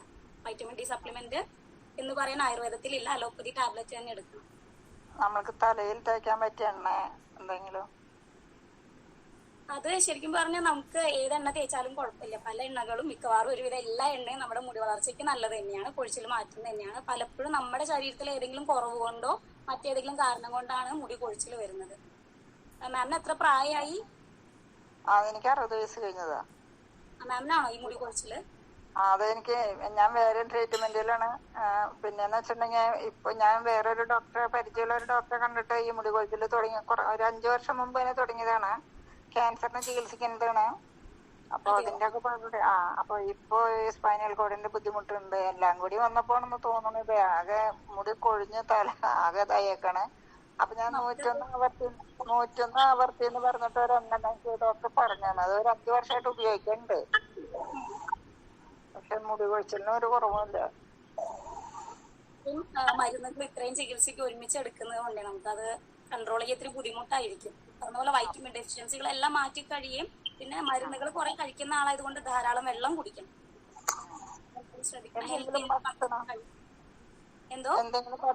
ഏതെങ്കിലും ഭക്ഷണത്തിൽ നിന്ന് കിട്ടാനായിട്ട് സാധ്യതയുണ്ടോ? നമുക്ക് അത് പറഞ്ഞു വൈറ്റമിൻ ഡി എന്ന് പറയുമ്പോൾ അത് ശരിക്കും അലോപ്പതി സപ്ലിമെന്റ് എടുത്താൽ തന്നെ അതിൽ നല്ലൊരു വ്യത്യാസം കാണുള്ളൂ. നമ്മൾ ഭക്ഷണം കഴിച്ചുകൊണ്ട് അതിനെ മാറ്റാൻ നോക്കുമ്പോൾ അത് വലിയ റിസൾട്ട് കാണാറില്ല. ഡിയുടെ ടാബ്ലറ്റ് എടുക്കുന്നതാണ് നല്ലത്. Okay okay, thank you so much. ഒരു കാര്യം ചോദിക്കുന്നുണ്ടായിരുന്നേ. ഹലോ, പറയൂ. ഈ ഷുഗർ തണ്ണിമത്തം കഴിക്കാൻ പറ്റുമോ ഡോക്ടറെ? ചെറിയ അളവില് ഏത് ഫ്രൂട്ട്സും കഴിക്കുന്നതുകൊണ്ട് കുഴപ്പമില്ല. അദ്ദേഹത്തിന്റെ ഈ ഷുഗർ ഉള്ള ആൾക്ക് എത്രത്തോളം ഷുഗർ ഉണ്ട് എന്നനുസരിച്ചാണ് ഒരു പ്രധാനപ്പെട്ട കാര്യം. അവരുടെ ശരീരത്തിന് ഏത് ഫ്രൂട്ട് ആയിരിക്കും. ചില ആളുകൾക്ക് ഇതൊന്നും പ്രശ്നമേ ഉണ്ടാവില്ല. പിന്നെ ഒരു കാര്യം ശ്രദ്ധിക്കേണ്ടത്, ഭക്ഷണം കഴിച്ചു കഴിഞ്ഞാൽ ഉടനെ വളരെ മധുരമുള്ള ഫ്രൂട്ട്സ് കഴിക്കേണ്ട. ഭക്ഷണത്തിന് മുൻപായിട്ടോ അല്ലെങ്കിൽ ഇടനേരത്തെ മീലായിട്ടോ, ഇപ്പൊ രാവിലത്തെ ബ്രേക്ക്ഫാസ്റ്റിന്റെ ഉച്ചക്കലത്തെ ചോറിന്റെ ഇടയിൽ ഒരു 10-11 അതെ അവരുടെ ഭക്ഷണ സമയം അനുസരിച്ച് ആ ഒരു സമയത്ത് ഫ്രൂട്ട്സ് കഴിക്കുമ്പോൾ പ്രശ്നമൊന്നുമില്ല. നമ്മൾ ഒരുമിച്ച് കുറെ അളവിൽ നമ്മുടെ ശരീരത്തിലേക്ക് ഗ്ലൂക്കോസ് തരുന്ന കുറെ ഭക്ഷണം ഒരുമിച്ച് ചെല്ലുമ്പോഴാണ് നമുക്ക് പ്രശ്നം വരുന്നത്. ഉച്ചക്കലത്തെ ചോറ് എന്ന് പറയുമ്പോൾ നമ്മൾ അത്യാവശ്യം ഒരു അളവ് കഴിക്കുമല്ലോ. ആ അളവിന് ശേഷം ഇതേപോലെ മധുരമുള്ള ഫ്രൂട്ട്സ് കഴിക്കുന്നത് നല്ലതാവില്ല. അതല്ലാത്ത സമയത്ത് കഴിക്കാം.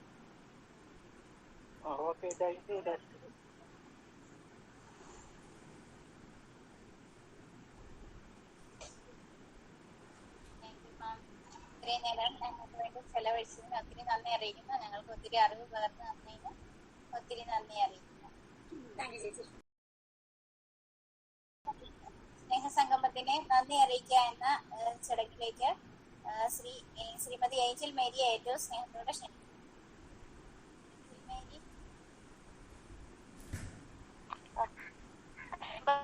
കേൾക്കാവോ?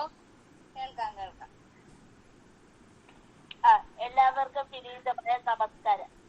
പ്രിയ സുഹൃത്തുക്കളെ, 147ാമത്തെ സ്നേഹസംഗമത്തിൽ ഈസ്റ്റർ ആഘോഷത്തിന് നന്ദി പറയുക എന്നതാണ് എന്റെ കർത്തവ്യം.